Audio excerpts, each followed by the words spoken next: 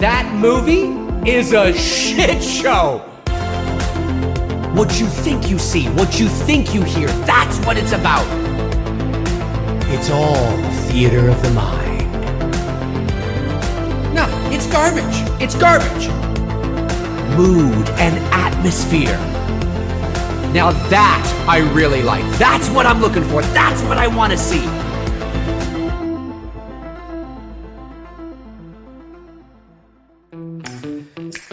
Yes! Here we are, ladies and gentlemen. It is Wednesday, May the 24th, 2023, 7:54 p.m. Eastern Standard Time. My name is Dave McCrae. That guy over there is Bruce Dale, my brother from another mother. And it is my 44th birthday today. Unbelievable. One more time! Let's keep it going. It's just too short. It's too short, Bruce. It is too short. We are nearly at 60,000 Canadian dollars for the It's Me Billy Chapter 2 campaign. Can we cross it tonight and then some? I don't know what's gonna happen. Bruce Dale is joining me all the way from Sri Lanka. No, actually, he's here. But nonetheless, it is crazy. It is my birthday. It is amazing. One more time! One more time. Just one more time. We just gotta do it one more time, ladies and gentlemen. Oh. Yes, yes!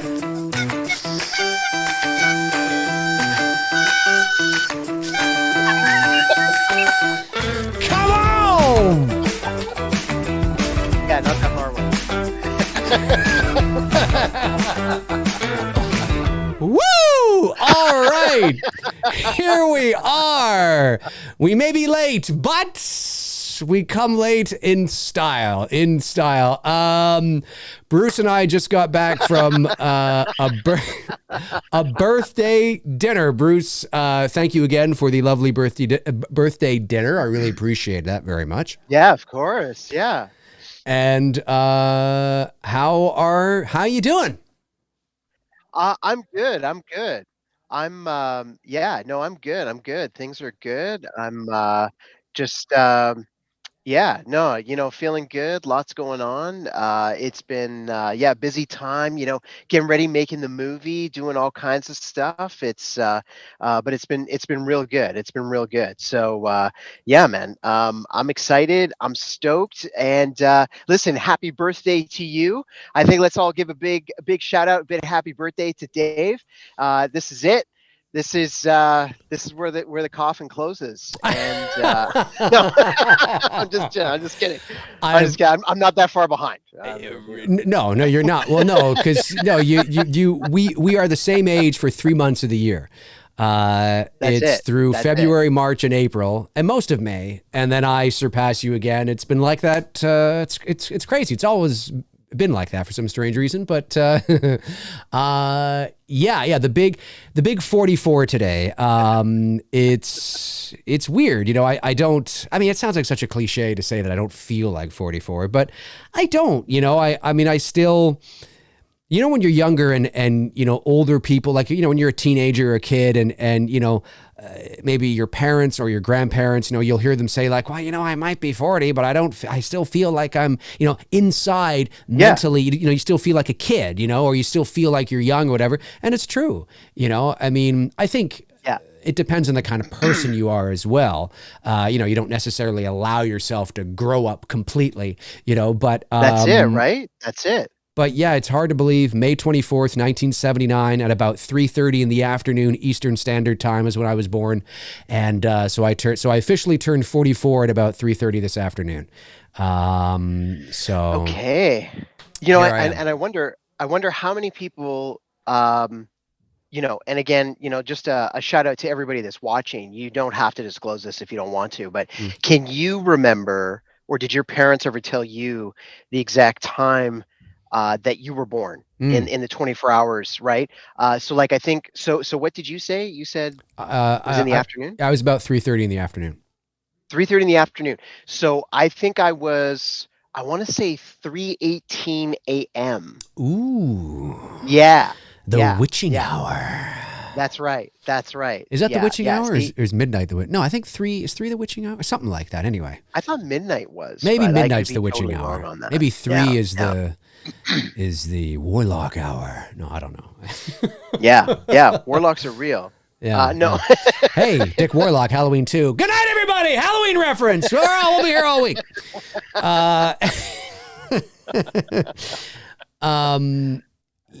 Oh, here we go. We got Thomas Clark says 8:57 p.m. Anthony Bazzuto says 3:33 a.m. Ooh, 3:33. Ooh. Nice. Fascinating. And we got a 1:30-ish in the morning. Okay. Yeah. 3:13 a.m. So a lot of 3 a.m.ers. A lot of 3 a.m.ers. Yeah. 10:35 a.m. And he was tiny. Yeah. Fascinating. Fascinating stuff. Yeah, it's, I mean, the older you get, the less crazy, your birthdays are. When you're young and you're a teenager, no matter if you're 15, 18, or, 14, you celebrate your birthday like you're turning 30, you know what I mean? But it was nice. It was a nice day and just relaxed and went out to dinner and it was a good dinner too. That steak sandwich, bacon sandwich, whatever it was there. I forget what it was called now. It was really good. It was really good. Yeah, so, it's called Good Lovin'. That's what it was. Is it really called that? No. Okay. No. I was like, is it really called that? No. Just Good Lovin' on the menu. That's right. Can you imagine, if they just gave it like fun names like that? Yeah, it's like, Good Lovin'. So what's in, what's this? What's this Good Lovin'? Yeah. Well, don't they have that kind of $15.99? That's really well priced. And don't they have that kind of stuff at Denny's? Don't they have like fun names for some of their stuff at Denny's? I don't know. I admit, I personally kind of stay away from Denny's. Yeah, I do too. Denny's is really. I went a few times. Denny's is only that place you go if you're on vacation. You know what I mean? Like you get up in the morning and you get nowhere to. Let's go to Denny's. Got some eggs and bacon or something like that. But no, it's not. It's not the best. I don't know if it's still around, but I would prefer Perkins. Perkins over Denny's. Mm. I prefer Perkins over Denny's. Yeah, I agree. Yeah, if I had to choose, if there was one on either corner where the hotel is, right, Perkins is my You'd go choice. for Perkins. You go Perkins. Yeah. Cool. Yeah. Last time I ate at Denny's, it didn't agree with me. That's why. Wasn't happening. Wasn't happening. Well, then you have that association. It's like not really happening. Yeah. I get it. Yeah. So this is where we are on the campaign. Incredible stuff. We are currently sitting at. We've just gone up. What the hell just happened? What the hell just happened? Ladies and gentlemen, we just went up as we were sitting here. We have officially crossed $60,959. What is going on?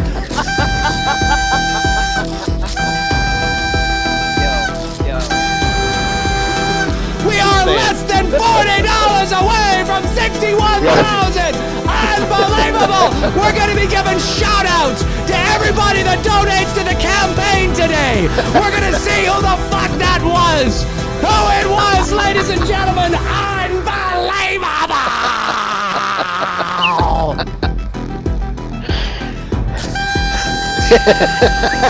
Oh, it's happening, baby! It's happening!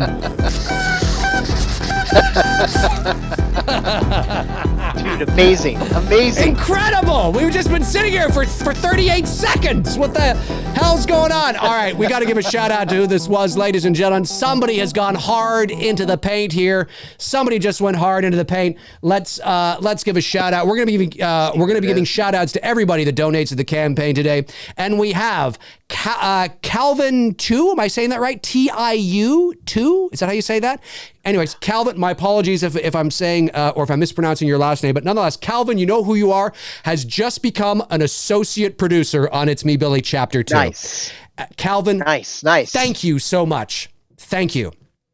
Amazing. We have officially crossed 50% of our production budget in 3 and a half weeks. We have now basically, well, actually, we raised $64,000 total for the last campaign, but nonetheless, we have basically achieved the production budget of Chapter 1 in 3.5 weeks of Chapter 2, where it took us nearly 8 weeks the first time around. Unbelievable. Now, mind you, the production budget's also a lot higher, so it might even itself out. But nonetheless, this is still incredible, Bruce. Your thoughts? No, but yeah, like where we are today compared to, I feel like a sportscaster right now. Exactly what's happening.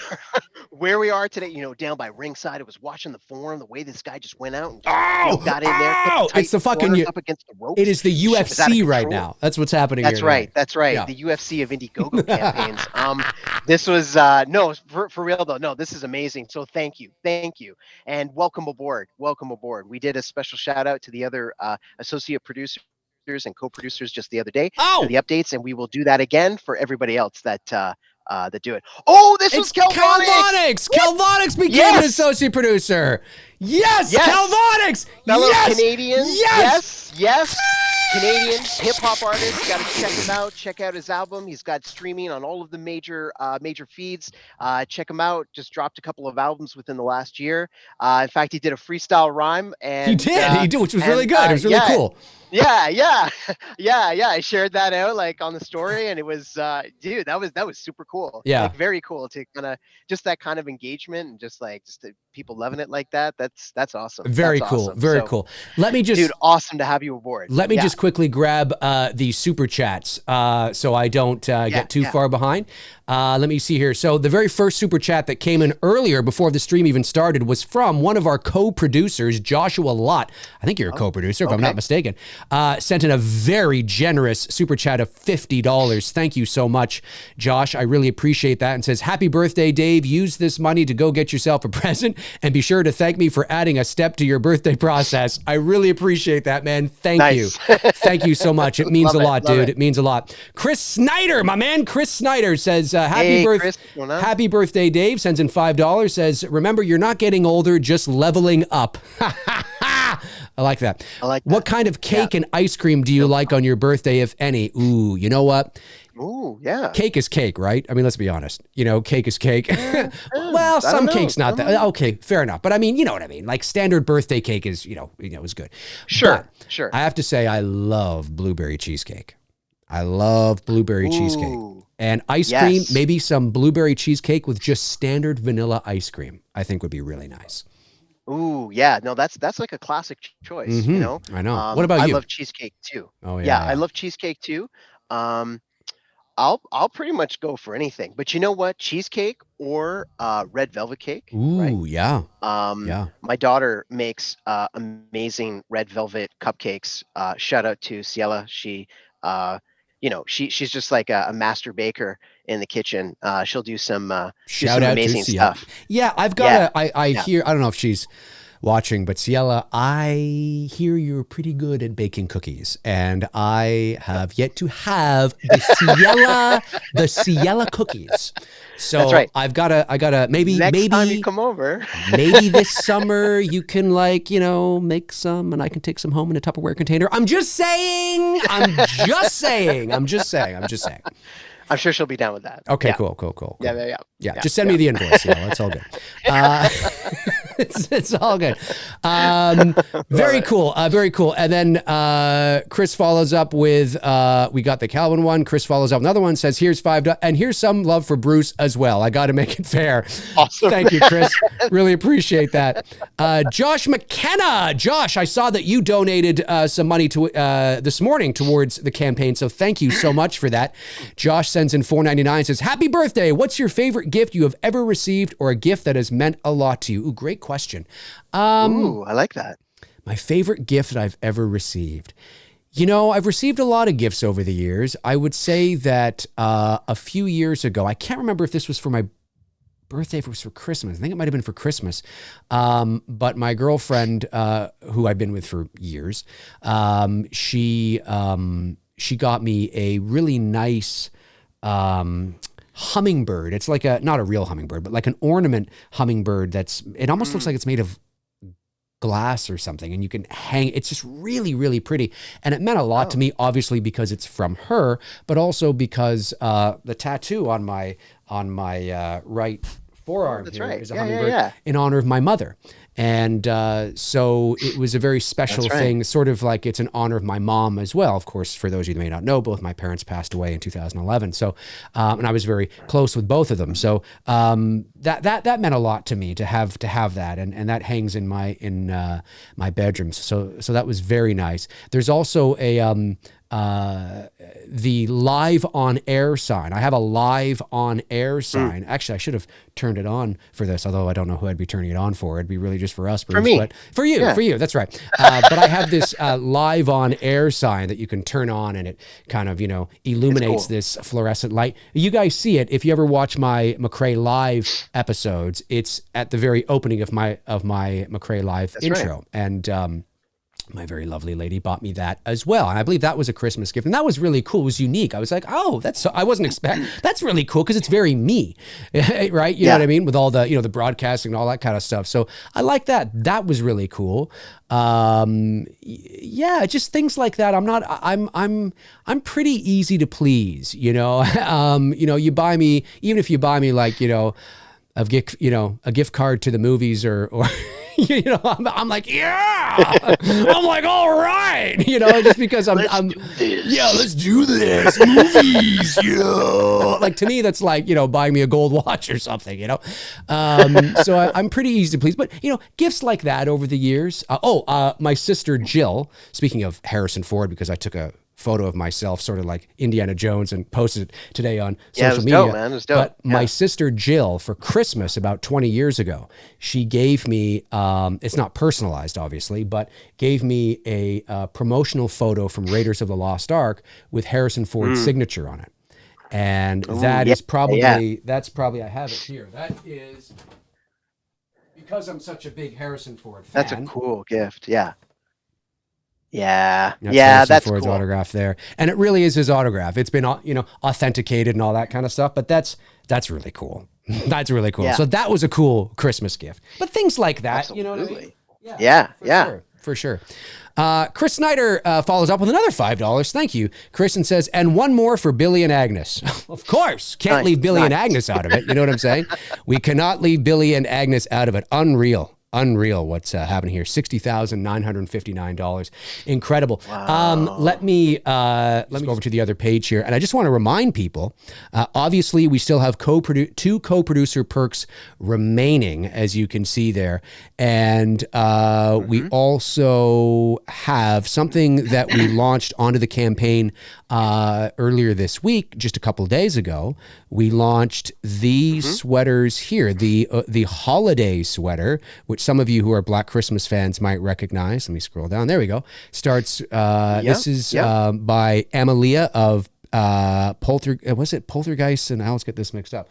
Of Poltergeist and Paramours. Yes, Poltergeist and Paramours is her business, and her name is Amalia, and she makes these holiday sweaters that are exactly very talented, and she makes a ton of things as well. So if you want to head over to Poltergeist and Paramours, just Google that and it'll pop up, and you can check out all her other things too. And every year she takes these as orders for Christmas time. She'll take them earlier in the year, so then they'll have time to get made, and then they ship out towards the fall kind of season, so you can have them in time for Christmas. Nonetheless, we thought this was really cool because this is an exact replica of the sweater that Olivia Hussey wears in the original Black Christmas.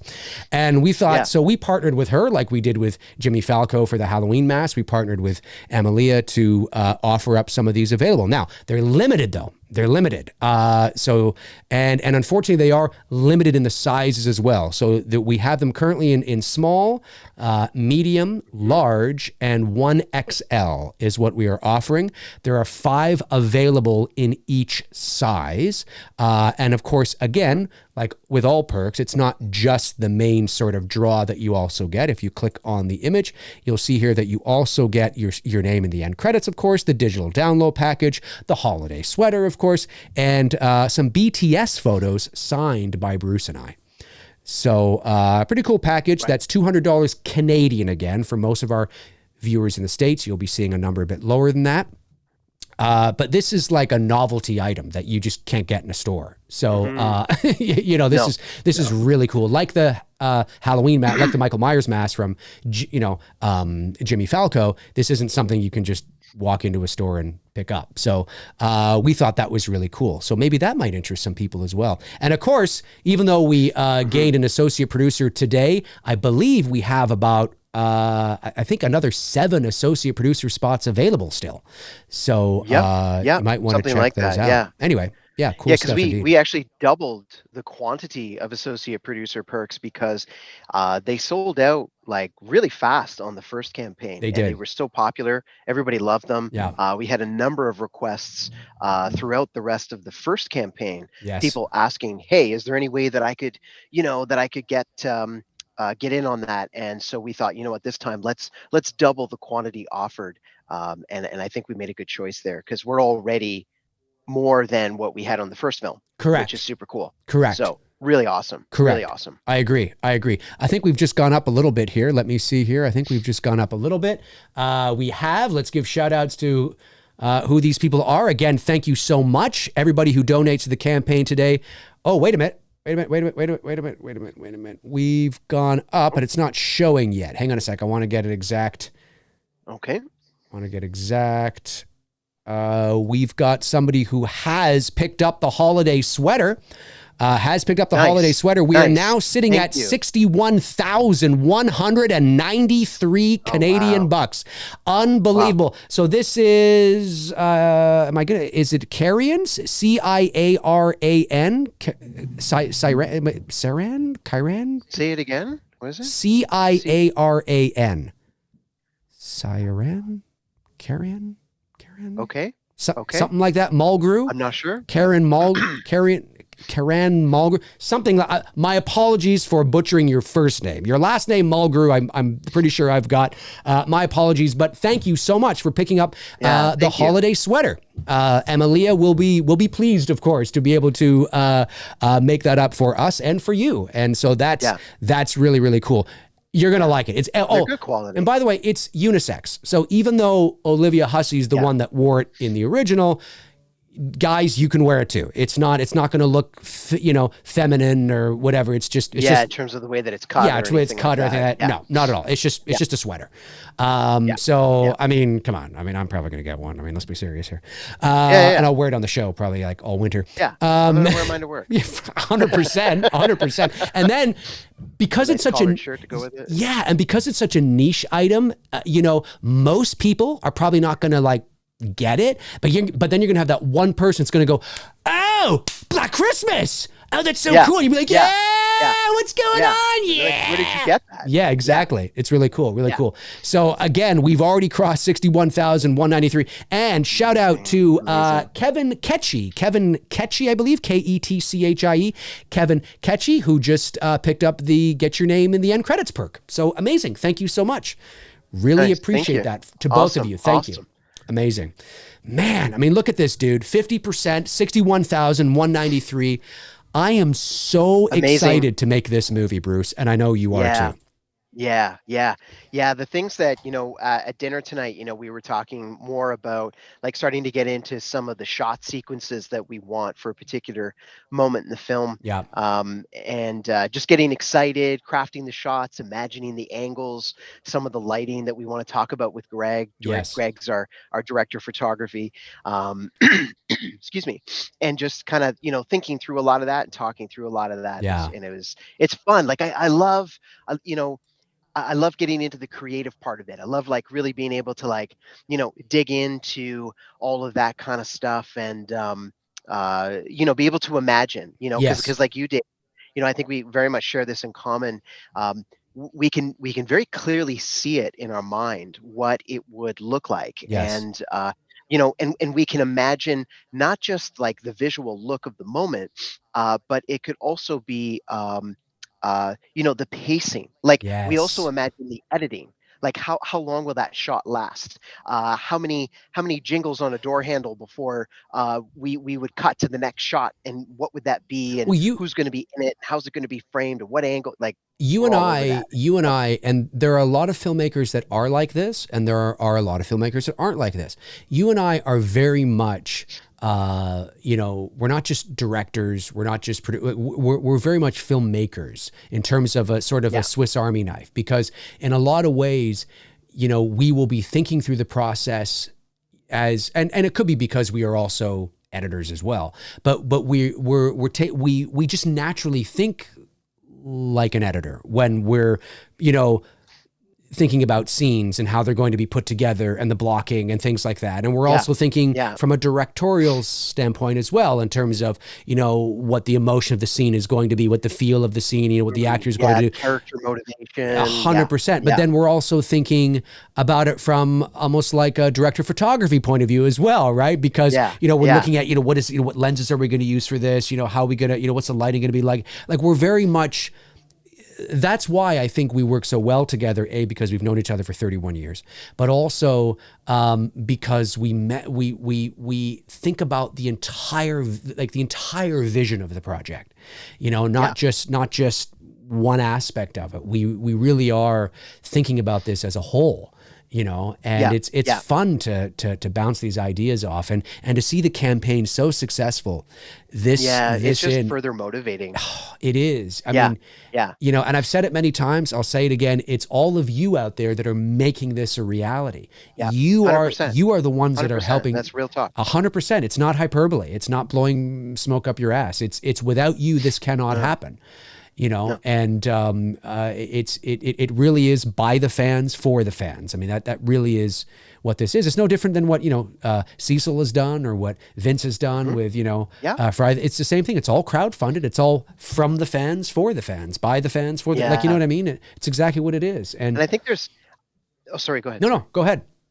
I was going to say it's really special, and I know you've said this before, but I totally agree with you that it's special to know that you can have a community of people who, contribute to the creation of something that ends up being, tangible in the end, that you can, share and watch over and over, and that people get to contribute. And and definitely, for us as filmmakers, like, when it comes to creating a piece of fan art, whether it would be like a still image or whether it would be a movie or whatever, I know Dave and I, we share this, I don't know, I guess, I'll call it a sensibility, or just a thing about us where we want to really honor the original intellectual property. That's right.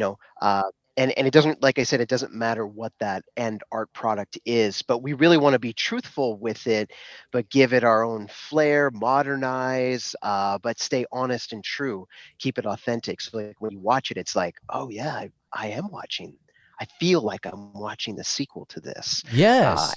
And it could be, but it feels modern somehow. That's right. But it's like still true with its essence. It's capturing that same essence, which is so important. We take it seriously. I mean, this is what it's. I mean, it's like I've said many times. Yes, it's a fan film, of course, because we don't own the intellectual property. We have to have that label on everything. But the stigma and stereotype that surrounds, fan film, which is backyard and your friends, is not what we're doing. We're shooting a professional short film, just like the first one, top to bottom, through and through. But we have to put, the stamp on it. That's a fan film. Yes, of course, because we don't own the property. That's okay. But and that's fine. But I think it feels real to us, and I think to a lot of fans, because it is, for all intents and purposes. I mean, in terms of the production value and the professionalism, and it is, and just the way we go about mounting the production. If we were hired to do it officially, say by a Blumhouse or a Universal or whoever, we would be going through the same process we are now. It would probably be on a bigger scale because we'd have more people and a bigger budget, but it would be, but it'd be the same thing. I mean, minus the crowdfunding, of course. But in terms, Right. Yeah. in terms of the logistics of the, what we're going through in terms of development, and pre-production, it's the same. And that's exciting. And it really, because that's the only level that I want to work on is doing something legit, that is, that Black Christmas and horror fans can be proud of, that we can be proud of, that everybody a part of it can be proud of. And it's exciting. It's exciting to see this come together like this. It really is. It's absolutely, it's super fun. motivating too. Like just to have, it's just motivating to see so many people support it, and it just adds to our confidence with the project, and adds to our passion for it, wanting to just, we want to really deliver and make something really cool that everybody just gets super excited about, 100%. From the moment you see the first teaser trailer drop. Like, we've got the first teaser planned out in our heads already. Even the first trailer, like, we've got that shit ready to go. Yes. We Yes, just we gotta do. film it. Like, yes, we do. Yes, we do. And man, is it going to be a good teaser. So Richard David Hall picks up the end credits perk. Thank you very much, Richard. Nice. Really appreciate that. Thank you. And Matthew, is it Weisensell? Weisensell? Weisensell? Weisensell? Thank you, Matthew. Just donated $200. Amazing. Thank you. Amazing. Thank you. Thank you. This is incredible. So 61,407. Can we get to 62? Can we get to 62, ladies and gentlemen? Can we get to 62? Can you imagine by the end of the stream, we're sitting at like 70? Wow. Lose my shit. What? I would lose my shit. I would lose my shit. I might take a shit here on the show. I mean, that's how. I mean, I might just crap my pants. My camera would go black from all the energy. Mm-hmm. My computer would explode. Yeah. There'd be so much energy. I'd be hyperventilating. There'd be like an explosion. There'd be sparks. Yes, there would. Fires. Spontaneously just fires. Everything. It'd be wild. Yeah. It'd be wild. Yeah. Taylor Paulson sends in $10. Thank you, Taylor, and says, "Hi, Bruce. It's great to catch you on the stream. Dave, my man, you rock. Love what you do. I really hope you guys reach your goal. I'm glad to be here on the journey with you guys. Rock on." Thank you, Taylor. Nice. Thank you. Really appreciate that, man. And Nick Jean, who is one of our big supporters here on the campaign, sends in $4.99 and says, "What is yours and Bruce's favorite horror movie score, and then your favorite movie score of any genre?" Ooh, okay. That's a really good question, because there's so many good ones. Yeah, I got a few. I'm going to say that my favorite horror movie score, I'm probably going to go a little traditional and just say Halloween, because it's my favorite horror movie. When it comes to favorite movie score in general, I don't know, because there's so many good ones, but I'm going to say that I find myself, I don't know if I'm the only one that feels this way, and it's not to take anything away from the amazing title sequence score that is Star Wars, I mean, it's amazing. Classic. It's amazing. It's absolutely amazing. Yeah. But I kind of think I like the Imperial March better. Oh, the Imperial March is awesome. Yeah. And Totally. I think I might like the Superman theme better than the Star Wars theme. Yeah. Like it, and then it's like like it's such a great fucking score. Oh, the Superman theme is amazing. When you just did the Superman score there just now, it reminded me of I was gonna say you got goosebumps or something. Is it called The Last Post? It's the song that's played over the trumpet on Remembrance Day here in Canada. I don't know if it's done in the United States as well. I know what you're talking about. Is it called The Last Post? I don't know, but I know what you're talking about. Yeah, it's that moment of silence thing. Yeah. Yeah, and I've always found that there's some aspect of it, like there's I don't know, hopefully people don't take it the wrong way when I say this, but it's like there's like a military quality to it, like the honor of that, with you know what I mean, like just the the duty, the serving, the the duty of country, you know what I mean, like all of that. Totally. And Superman, the character, part of what he stood for was very much born from some of those ideas anyway. And Right. I don't know if there's any direct correlation in terms of inspiration or anything, but it was I don't know, when you sang it I don't there, it just know. I'm not reminded sure. me of that. I'm not entirely Yeah. sure. Another donation came in. Amazing. We've got, let me see here. We've got Yeah. Oh, sorry. Andrea Davenport picked up the end credits Nice. perk. So thank you, Andrea. Thank you. Yeah, Andrea, really appreciate that. Thank you so much. Thank you so much. Amazing. And Dave, I don't know if I could use a TV show, but I would say I'm having a hard time recalling my favorite horror movie score, but I can say my favorite horror TV score, if Okay. I could do that, would Sure, be why The not? Walking Dead. Okay. I like the Walking Dead theme is one of my favorite horror scores, Okay. if I could say that, because I just love the tension of it Right. and just like the racing pace of it, and just how it gets you into it. Like it's just I could it's one of the reasons I got hooked on the show. Mm. You'd sit there and you watch the opening sequence and some zombie getting killed, and then you hear the theme and you're just like, oh my god, I'm locked in. Like I Right. can't not watch. Gotcha. And I would say, like, just in terms of general movie score, I would say one of my favorites would be the Throne Room Star Wars theme, Oh, where yes. Luke and Han and Chewie, they enter at the very end of A New Hope, It's- and then they walk down. That one, it's the French horns. Yeah. Dude, I don't know what it is. Yeah, it's fucking epic. Fucking epic. Oh, I just blew that oil.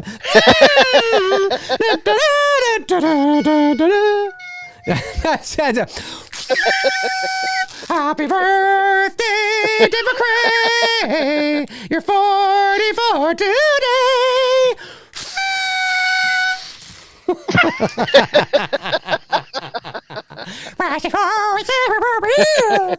You sound like the people like you just swallowed some helium. Michael Thorne sends in $4.99 and says, and thank you, Michael, by the way, says, I'm a college student with unfortunate financial status, but I got my name in those credits. Hopefully going to try to get a Blu-ray soon. That's okay, Michael. Thank you. You stepped up. You did Every what bit you counts. could. Every little bit counts, ladies and gentlemen. Every little bit counts. Again, 37 days left. That's going to tick down to 36 tomorrow. The time is ticking away. I've said this before. I will say it again. Blu-rays. If you haven't got your Blu-rays yet, get those Blu-rays because, really it is. If you have deep pockets, if you're in a position where you can afford the associate producer or the co-producer or the executive producer or one of the higher tiers, that's fantastic. But these campaigns are often won by a lot of people coming out with the smaller tiers. And like I said, there's about 970 people that like the It's Me Billy Black Christmas Facebook page. And now let's assume maybe 100 people from that page have already got their Blu-rays, let's say. But I can tell you not all 800 have because not 800 Blu-rays have been sold. So let's just say that a few of them have. But if 800 people from now, and assuming if you like the It's Me Billy Facebook page, I would assume that maybe you're in a position where you would like to get a Blu-ray. If 800 people all bought a Blu-ray, just 800 people, I know it sounds like a lot of people, but if everybody that liked the Black Christmas It's Me Billy Facebook page all bought a Blu-ray, let's hypothetically say they did that tonight. Obviously, I'm just, being hypothetical. That would literally add $48,000 to the total we currently have. Wow. We would be over $100,000. And so, again, the math is easy. It's true. It doesn't take a lot. When a lot of people come out and start going in on those lower tiers, it can really add up. The trick is convincing people to do it. That's the trick. But the math is really easy on it, and just unreal that that we've got this already. It's just great to see. Super chat from Taylor Paulson, $2 says The Walking Dead is my favorite show of all time.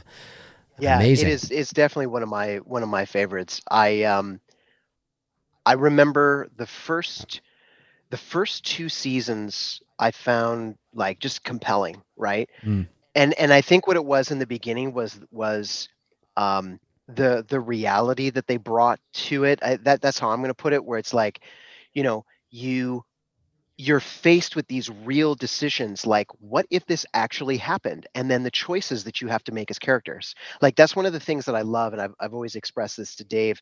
One of the things I love about movies and just stories, or just characters in general, is like when when you see like how did a character get from point A to point B, and Mm. it's because of the choices that they made. And to see the choices that characters can be faced with, and it's like, well, what would you do in that situation? And it's Right. just like, what would I do in that? Like, shit, that would be hard. Like, I don't know. Yeah, yeah, yeah. And the Walking Dead did that for me a lot. Right. And then like halfway through season 2, they're searching for the daughter, right? And they're like, oh, where did she go? Where did she go? And then turns out she's the one walking out from the barn as a zombie. And you're just like, Right. oh man. Like, and then I do admit, as it kind of went on, it got a little soap opera-ish, Right, right. for my taste at a certain point. And when they started to do more stuff in the later seasons, like when they got into season 10, season 11, the pace of things started to speed up. More stuff was happening per episode. And I just wish they had done a little bit more of that earlier on, Mm. because then I think it could have advanced the story and really taken it like much further. Like some of these spin-off shows that they're doing now, I almost kind of feel like, they could have taken us there by the time they got to season like 8, 9, 10, Right. 11, and no need for separate spin-offs, but just have that main story go there, Right. and have those characters branch off and end up in different places. But I don't know if that would work for the TV show, like just Yeah, in yeah. terms of the overall concept. Maybe it's too disjointed, but of course you got to bring them all back together at the Right, end somehow, right. or maybe some of them die or whatever. Anyway, yeah, Interesting. super cool. Yeah, yeah. Yeah. Where Nomad has gone before sends in $2, says, happy birthday, Dave. Would you as extra add intruder? Would you as extra as intruder? Would I be an extra as an intruder? I think is what you're asking, but I'm not sure what you're pertaining. I'm not sure what in what. Would I be an extra as an intruder in It's Me Billy, or I'm not quite sure what you're asking, Nomad. Feel free to @ me. You don't have to send another super chat. Feel free to @ me because it'll highlight my name, and feel free to clarify. I'm not quite sure what you're saying there. And then super chat comes in from Scott Benny, sends in $5, says the Blade Runner score is underrated. Happy birthday, Dave. Congratulations to you and Bruce. Thank you very much. And you're right. The Blade Runner score is really good. Yeah, it is. Yeah, it is. Yeah. I agree. You know what other one that I really like is Doctor Who. I was just going to say the original Doctor Who thing, Yeah, the like from original like the Doctor Who. 60s. Yeah. Ooh, yeah. That shit was dope. Yeah, that Great. old school one. I wish I could have that as like my McRae live theme. I mean, I'd get dinged every time I went live, but I'd fucking love to have Right. that. Fucking love that theme. Yeah, that's one of my favorite themes of all time. The original. You could probably Doctor download Who it as a ringtone. Oh yeah. I think you could probably. Yeah. I totally did that. Like I would download all these ringtones. Yeah. And believe it or not, fun fact, we'll test your trivia knowledge at the end of the stream here. But I actually have the Halloween theme as Dave's ringtone on my phone. It's true. Yeah. It's true. And it only makes sense. It only makes sense. Yeah. I think another donor came in here. Let me just see. I want to make sure. Again, anybody who donates to the campaign, a few people did. Shout outs to everybody that donates to the campaign. We got a donation from Taylor Paulson, who just sends in $10. Thank you so much, Taylor. Really appreciate that. And we've got Carrie O'Rourke, who picked up the end credits perk. End credits perk. Thank you so much to Carrie and Taylor. Really appreciate that. Thank you so much. This is great. 61,491, folks. Can we get to 62? Can we get to 62? Can we get to 62,000? Can we do it? Can we do it, ladies and gentlemen? Is it possible? This is it. This is it. Is it possible to get to 62? Hey, you know what? Hey, you want to hear the rest of that song? You want to hear me freak out? We got to get to 62. I'm just saying. Blu-rays. Pick them up for your gerbils, your cats, your uncles, your aunts. Yeah. They like Christmas those. gift. Hey, Yeah. great Christmas gift. Make a great Christmas gift. 100%. I could not agree more. I'm telling you. But listen, I mean, look, it's. Here we are again in the middle of crowdfunding for It's Me Billy Chapter 2. Mm-hmm. And obviously there's lots of things we can't discuss. Right. But it is very exciting. When we think about what we are on the verge of hopefully being able to do. Obviously we have to raise the money in order to do it. But we've taken gigantic swings here. Mm-hmm. Gigantic swings.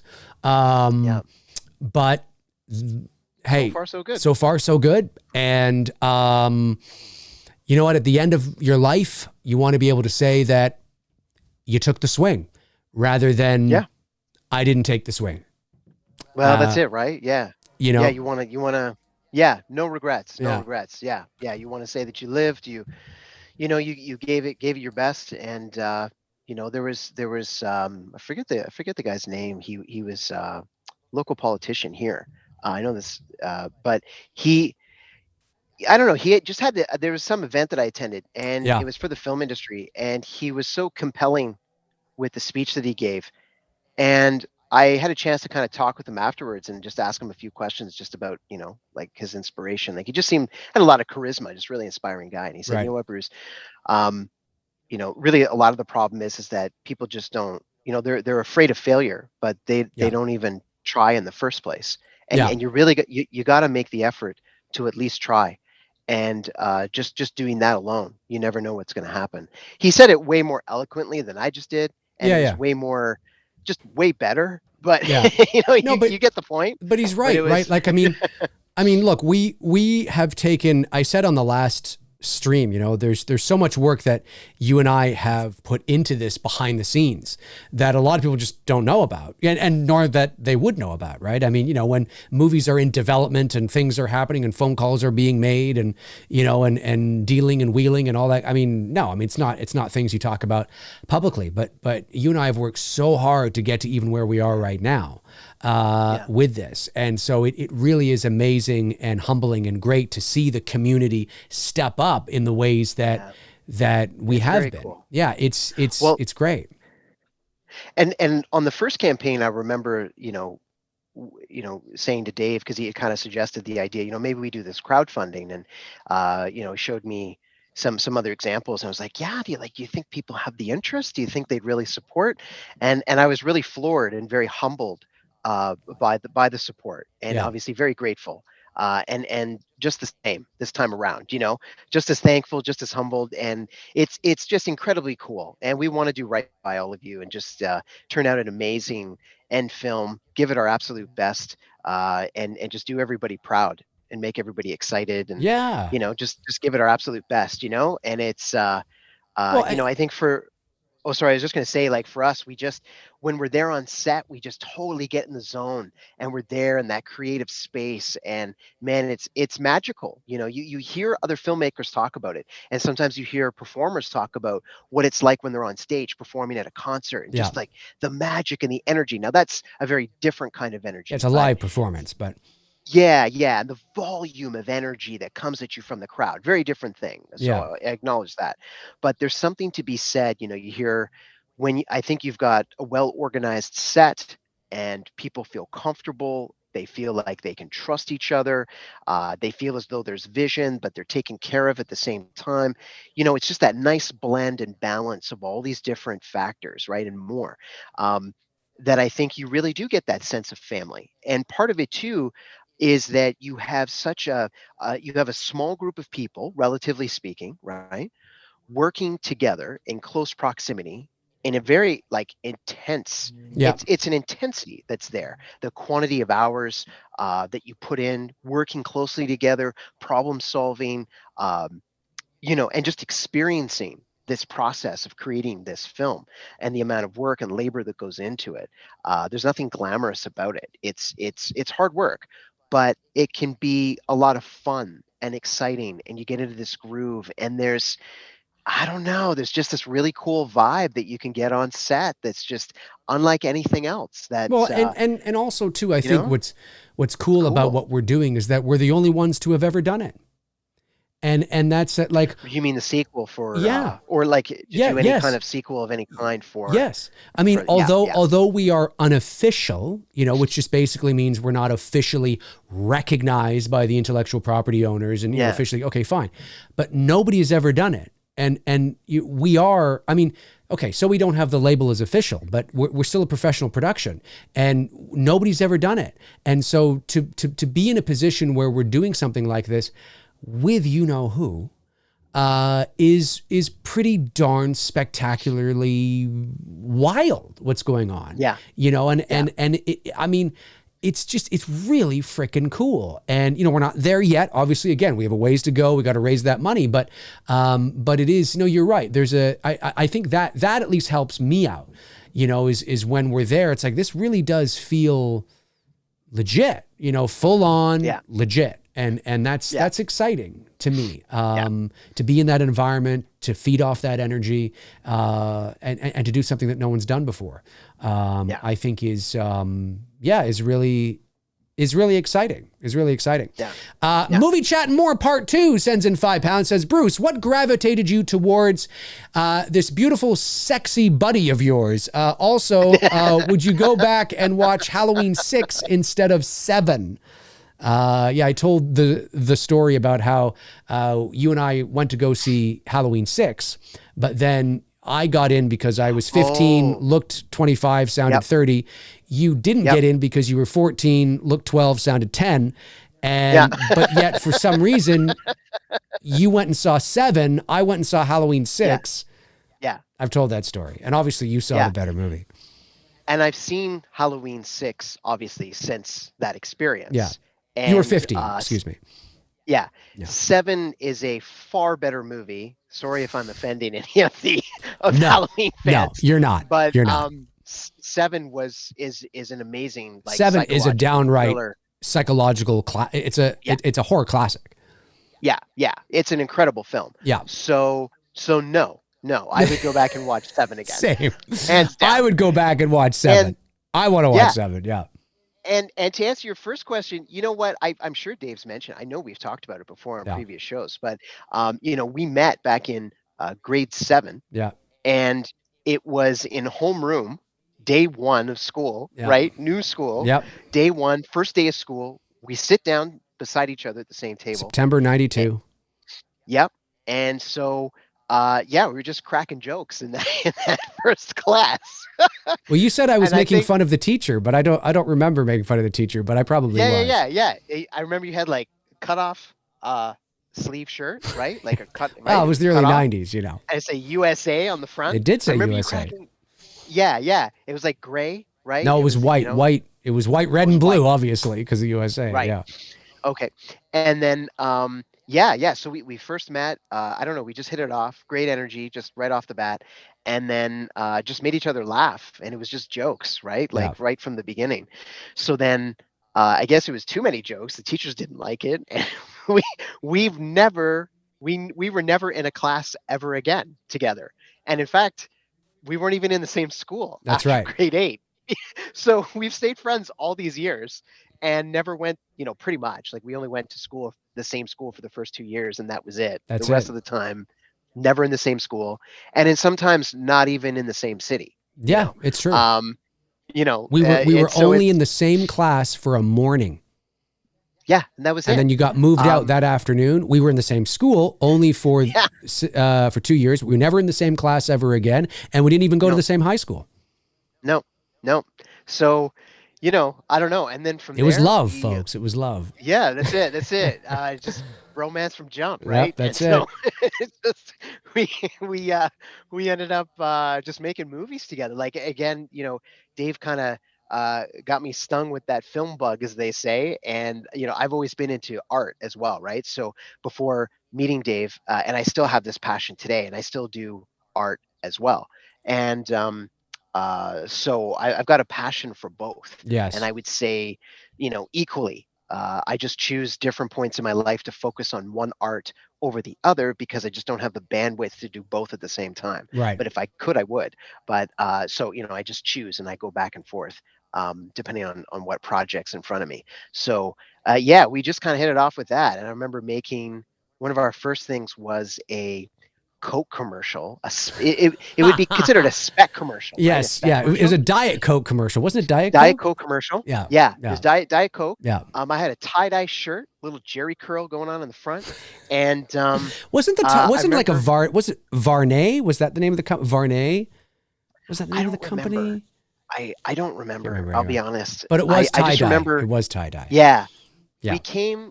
I remember there was one thing that we did because we used Michael Jackson's Thriller and the Vincent Price passage where he's talking. Yes. And we're filming me coming down my stairs. Yep. Like there's nothing scary about it at all. Like No. there's like family photos on the wall in the background, and I'm like walking as like this 13-year-old. They were pretty scary. Like, the camera. They were pretty scary. No. And it was just like it was good times. It was. And I remember doing.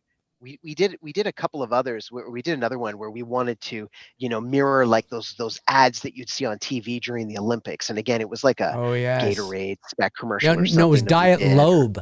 It was Diet Lobe, which I don't know if that existed anywhere else in the world. I have no idea, but it was dog shit. It was cheap cola that your parents bought for your fucking 13-year-old birthday party. Yeah. Yeah, it was garbage, but it was cheap, and as a parent, I could appreciate that.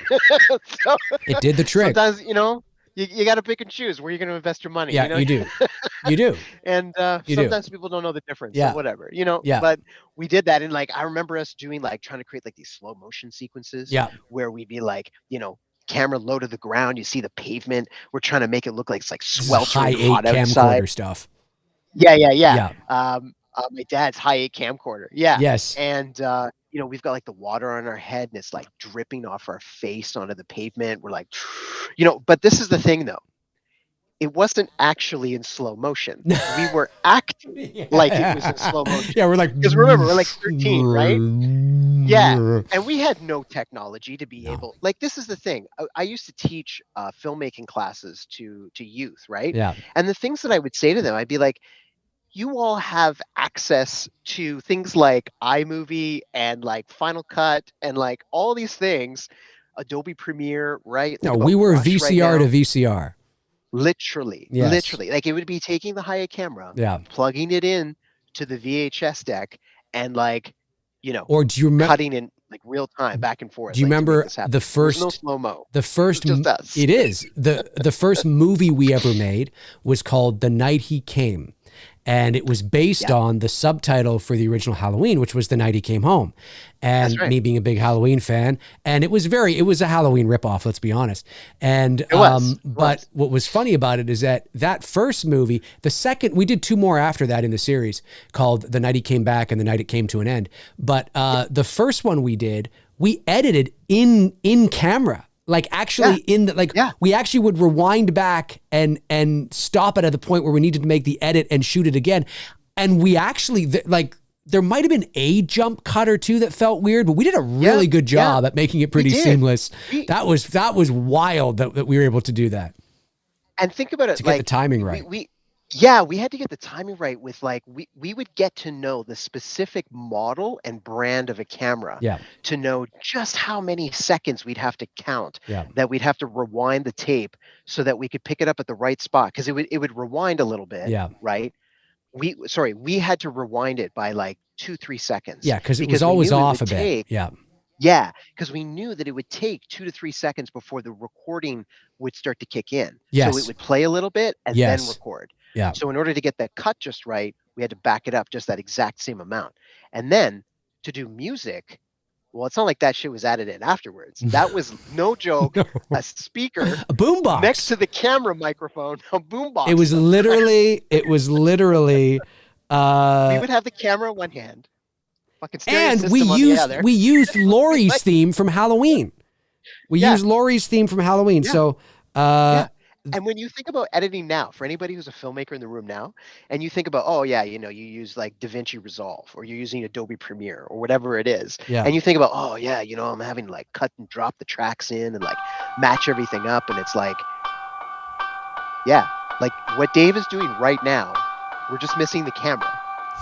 That's how we would That's add it. the That's sound. it, folks. Here we go. That's it. And it's so, And we'd have to, and you'd be like time it walking and along the everything. street, and have to time it and everything. And look, I mean, I know we're not the only kids that obviously did this, but that's literally what it was like. Like, I mean, it's so Well, that's what I true. imagine. It's so true. People saying it is a lot easier to.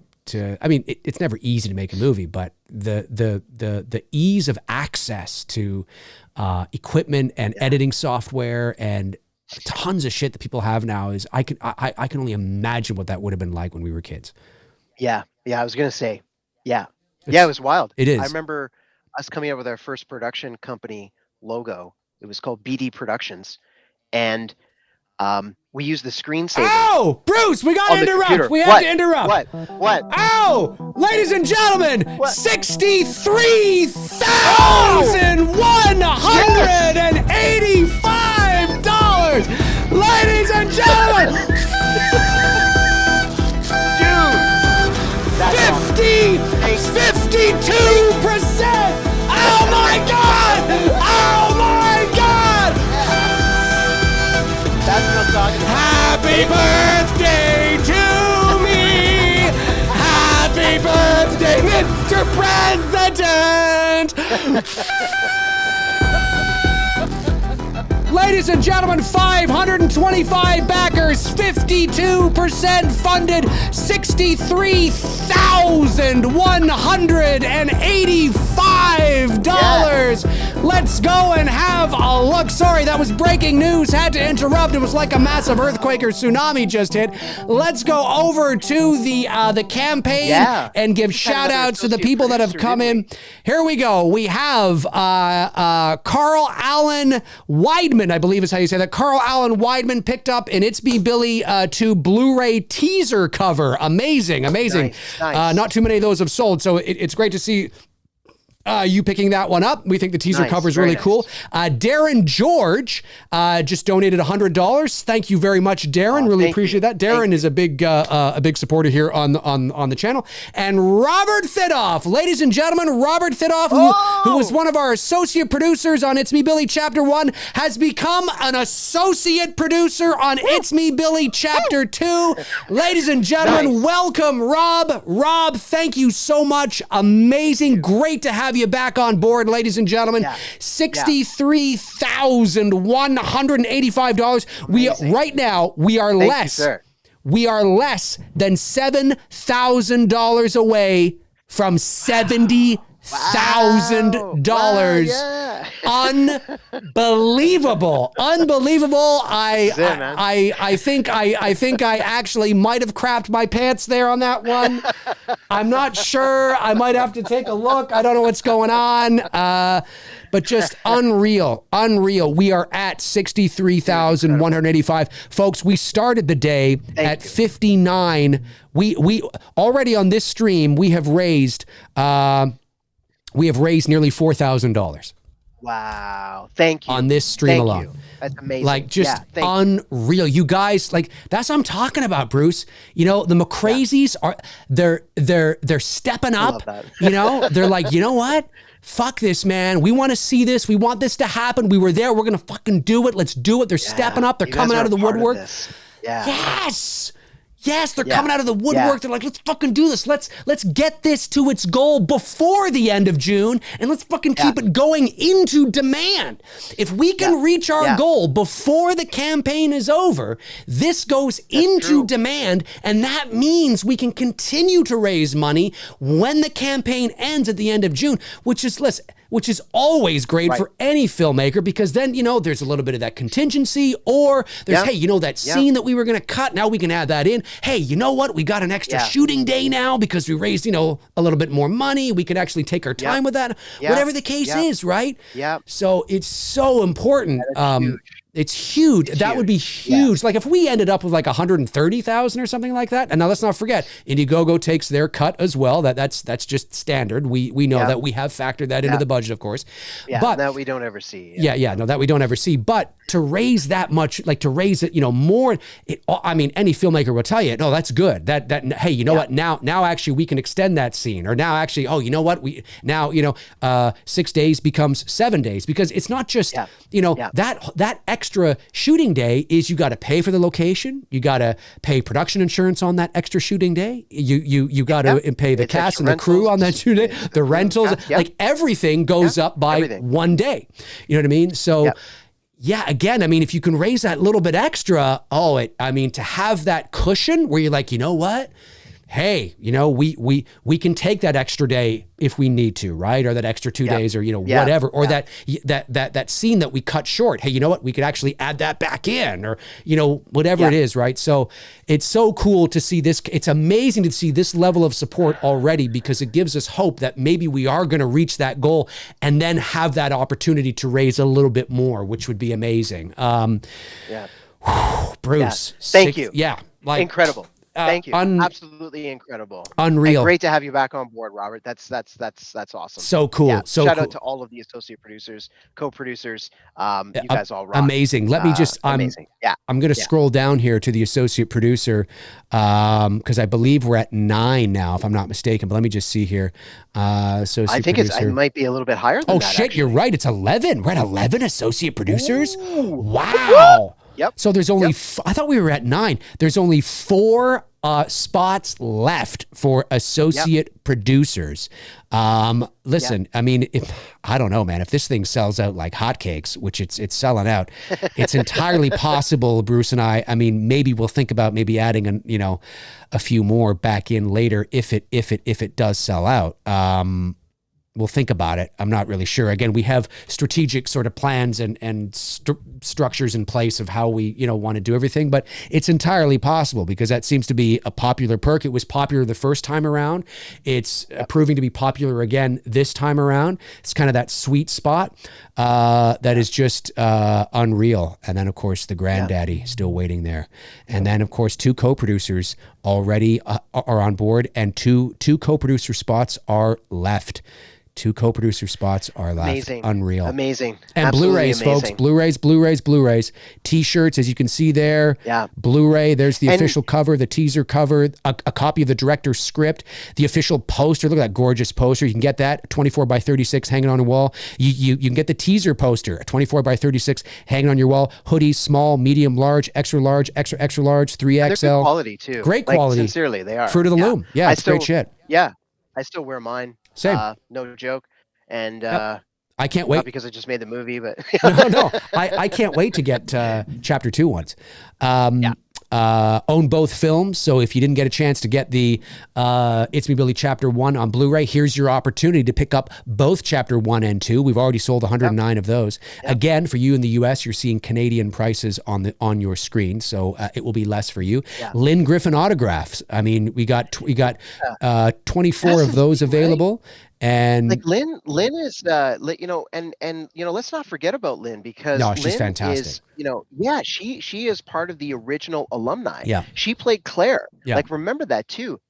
She was the actress who played the character Claire in the original movie that has that iconic Black Christmas image. Well, that image right there. The character. And she's got the bag over her head, and it's like that, it's in the posters for the official movie. Even when they changed the name in the United States to like, Evil Night, Silent Night, again, that was the image that they were using. I think it was Evil Night, Deadly Night, if I'm not mistaken. Right. Yeah. But she's in our movie. Yes. She's going to be in the movie. Yep. Like, she is. It's super cool. She goes out to those conventions as well. You can see her, and she's very well known too within the Canadian film industry. Oh, she's been in tons of stuff. Yeah, like really talented, Yep. and just a lovely lady. Like she's super cool, Super cool. One of the things, and loved our script. Yeah, If yeah. I do give ourselves a little pat on the back, she was, I mean, it was essentially what brought her on board was the ingenious way that ingenious, maybe I'm being a little self-indulgent, the cool way that we were able to bring her back because her character had died in the original. Yeah. And we're able to bring her back to play the sister of the character that died. But she really liked the script. She got the nuances and the layers, which is really important. And when Dave and I did, what's it called? What's it called? We did like a meet and greet with all of the cast, right? Yeah. Everybody that's on board at the moment. And it was great to just kind of talk through with Lynn and the rest of the cast, the story elements, motivations of the characters, like, she's a thinking actor, right? Yeah. And she loves horror. She's probably been quoted. I've seen her quoted somewhere as like, horror's in my DNA. Yes. Like, I've seen her write that somewhere. Yes. And so, like it's cool. Like these are not, we tried our best to pick perks that of course were relevant to the movie, but also things you can't just get anywhere else, which is in part what makes it meaningful and I think adds the value to it. Not only just supporting to create this film, but I think any filmmaker in the room can definitely appreciate, what goes into it. And it's cool. I agree. Yeah, very cool. I totally agree. And again, there's the two images there. One is a profile shot of Lynn, of course, in the rocking chair, and then one is that one there. They're scary images. They are. One of those have sold. 3 of those have sold. There's still a bunch available. All of her signed tree ornaments and snow globes did sell out. Yep. So that's really those cool. are super popular all the time. Always popular. Very cool.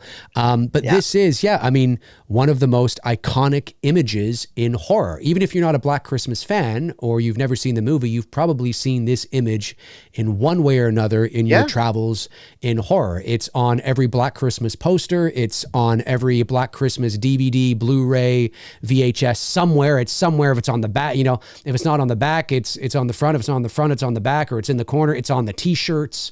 It is, I mean, that the woman in the rocking chair with the bag over her head is one of those iconic images. And you've got the opportunity to get it autographed. That's right. By Lynn, the original actress herself. That's right. So for sure. Cool so shit. Yeah. And then of course you can pick up chapter 2 posters together. You can pick up the, like if you want both of them, you can pick them up, both the teaser and the official. There's also still 7 available of the chapter 1 and chapter 2 posters, official posters from both movies. Again, you can see the color scheme of both, right? So you have that greeny sort of kind of vibe of the original and the red sort of vibe of the sequel. And of course, red and green are not just Freddy Krueger colors, folks. They're Christmas colors. It's on purpose. It's on purpose. And then this, of course, we talked about earlier in the stream. This is just so cool. An identical exact replica of the sweater that Olivia Hussey wore in the original Black Christmas. Again, this is unisex. So guys, men, boys, men, manly men, testosterone. Yeah. You can wear them too. Small, medium, large, extra large. Those are the only sizes they come in at the moment. But very cool indeed. And then this one, there's still a bunch available for this one. There's 24 available. Do you want to be the first to see It's Me, Billy Chapter 2 before anybody else? Advanced screening. The advanced screening. We have 30 spots available. 6 have been taken. There's 24 spots left. That's 350 Canadian dollars. You're going to see it for less than that. With that, you also get your name in the end credits, the digital download package, an It's Me, Billy Chapter 2 t-shirt, It's Me, Billy 2 on Blu-ray, and a ticket to the advanced screening. That's pretty damn good. That's pretty damn cool. And I remember the first 30 people to see it. Yeah, that sold out last time. And I think it did. And it was super cool. It was super cool to do the advanced screening. It was. Because, Dave and I have had films in live festivals before, and I can say, exhibiting your piece of work on the big screen, like nothing beats that, right? Yeah.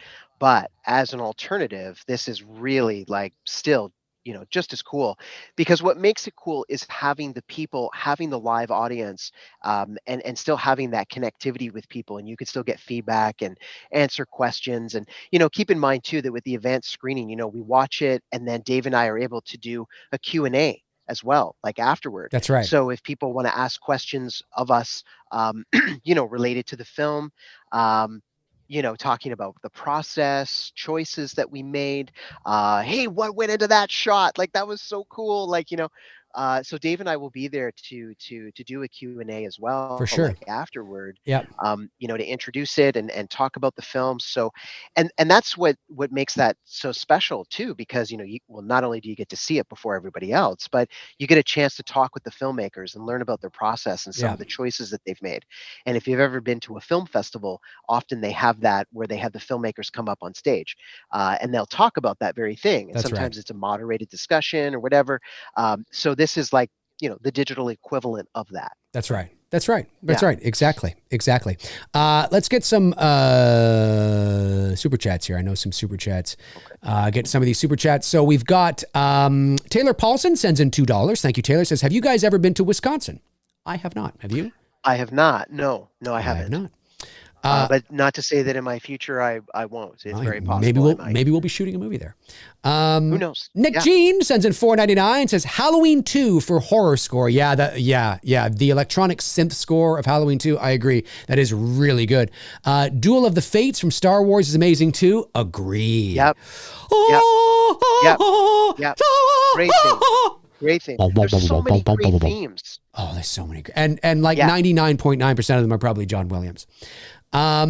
Music is a big passion of mine, so love how music can enhance movies. Very cool, Nick. Oh, yeah. Totally. Unbelievable. AK Channel TV sends in $4.99. Thank you, buddy. Says, happy birthday, Dave. Thank you very much. Says, obviously we know Michael has no motive, but what about Corey? Would you guys say it is revenge, love, or something else? Yeah. Corey from Halloween Ends. Yeah, I would say that Corey is just sort of...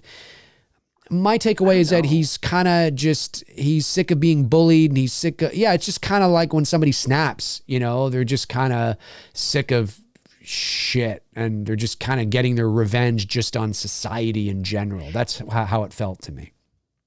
Would it be like really off for me? Like when I saw it, I almost felt like he was kind of possessed at times. Like he would go in and out of this state of possession. Well, there's definitely almost. Yeah, they hinted at that because of they hinted at some sort of passing of some sort of essence or something when Michael grabbed his throat. But it's all woo-woo. There's nothing, but there's nothing concrete. You know what I mean? I'm going to use that. It's woo-woo. It's all woo. Yeah. Woo-woo. What's woo-woo? Woo-woo. It's just all woo-woo. It's just nonsense or stuff you can't. Woo-woo. Yeah. It's just, look, I've often said that Halloween Ends I don't hate the movie. It's not Halloween Resurrection. It's not, Halloween 5. No. But I would say that it's not The Last Jedi. What? It's not The Last Jedi, huh? No, and it's not. And it's true. But I would say that I like the Corey, I've said this before, I like the Corey story of Halloween Ends. I like that story. I just think it's in the wrong movie. Because you don't... It kind of felt like two different stories. It did. You don't even need Michael in the movie. Like, really what should have happened is that they should have... It's true. And I've often said that Halloween Ends was actually pretty good until, ironically, Michael showed up. And then it's like, what the fuck? Like, what the fuck's he even doing here? Like, we don't even need him. You know what I mean? It's like, this is a Halloween movie. Got to have Michael. I think that the Corey story should have been something they told after. Tell the Michael story, the Laurie story. Just go through the numbers again. Make it as different as you can. Make a great epic battle. Michael dies, blah, blah, blah. Then you want to do an anthology story, like in a series or an anthology. Then what you do is you then tell the Corey story. You don't even need Michael. You can still have the same subtext and it'll become a spinoff. Yes, you can have the same subtext and the same, political, not political, but, the same, just the same subtext in terms of the themes and what, about fear and about how the town, the psychology, you can still have all that without, you can still have all that without Michael Myers. But you can. Yeah. You don't need Michael and Halloween Ends to tell the Corey story. Now, you could say, well, you do because he grabbed his neck. Yeah, but you don't need him to do that. That's my point, is that you can get rid of the whole grabbing of the neck thing. And the reason why Corey snaps is not because he has a run-in with Michael, but just because of the constant bullying from the town. The residual effects from the town. That's enough. That's enough. Who don't believe that he's innocent, that actually believe that he murdered that kid at the beginning of the movie. He was found... not responsible. He was acquitted, but the town doesn't believe it. The town is still dealing with the darkness of the residual effects from Michael maybe a few years prior. And it's the town that ironically creates their own new Michael Myers by bullying this fucking kid. And then the kid sort of, that story in and of itself, you don't need Michael Myers for. Michael Myers will be there as like a looming kind of presence, like his name, the essence, but you don't even need him in the movie. And that's what I found so frustrating. I was like, this is actually a cool story. Why don't you go do that movie later and let's figure out something else now? That's how I've always felt about it. I don't hate the movie, but I just think it's what? Why are we telling this story now? Anyway, that's how I feel about it. Anyway. Don't get me going on that Halloween, I'll tell you. I'll just go off on. That's like me and The Last Jedi. Don't even get me going on that either. Oh, just disappointed. And I want to clarify. I do think that Rian Johnson is a fantastic filmmaker. He is a fantastic I really filmmaker. do believe he's a great writer, great director. He is. But I think he's best suited for creating his own original content. He excels and tells some very compelling stories. I loved what's it called now? Knives Out? Looper? Knives Out. Looper? And Looper. Yeah, and Onion. What's Onion? Glass There's Onion. more to it. Glass Onion. Yeah. All three of those films, fantastic. Yeah. Loved every single one of them. I thought it was great, but it was original content. And I think he thrives as a filmmaker when he has the opportunity to truly be the auteur. He's an auteur. Yeah. He is an individual that he needs to be given that freedom to create his own world. Yes. And create his own rules with his characters. Yes.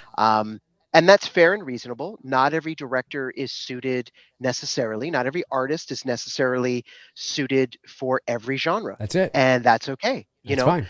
Some excel and are stronger at directing or creating content in one genre over another. Now, it wasn't that it was like The Last Jedi wasn't like a bad sci-fi movie in of itself. Like if you're just strictly talking it as a sci-fi film, but in the legacy of the Star Wars universe. No, but the problem, and again, I don't want to go off on a tangent, but the problem is that I'm gonna just leave it at this face right here. The Last Jedi, it's competently made. It looks good. Yes, it was. Sounds good. Yes, it was. The problem is that The Force Awakens and The Last Jedi are two first acts.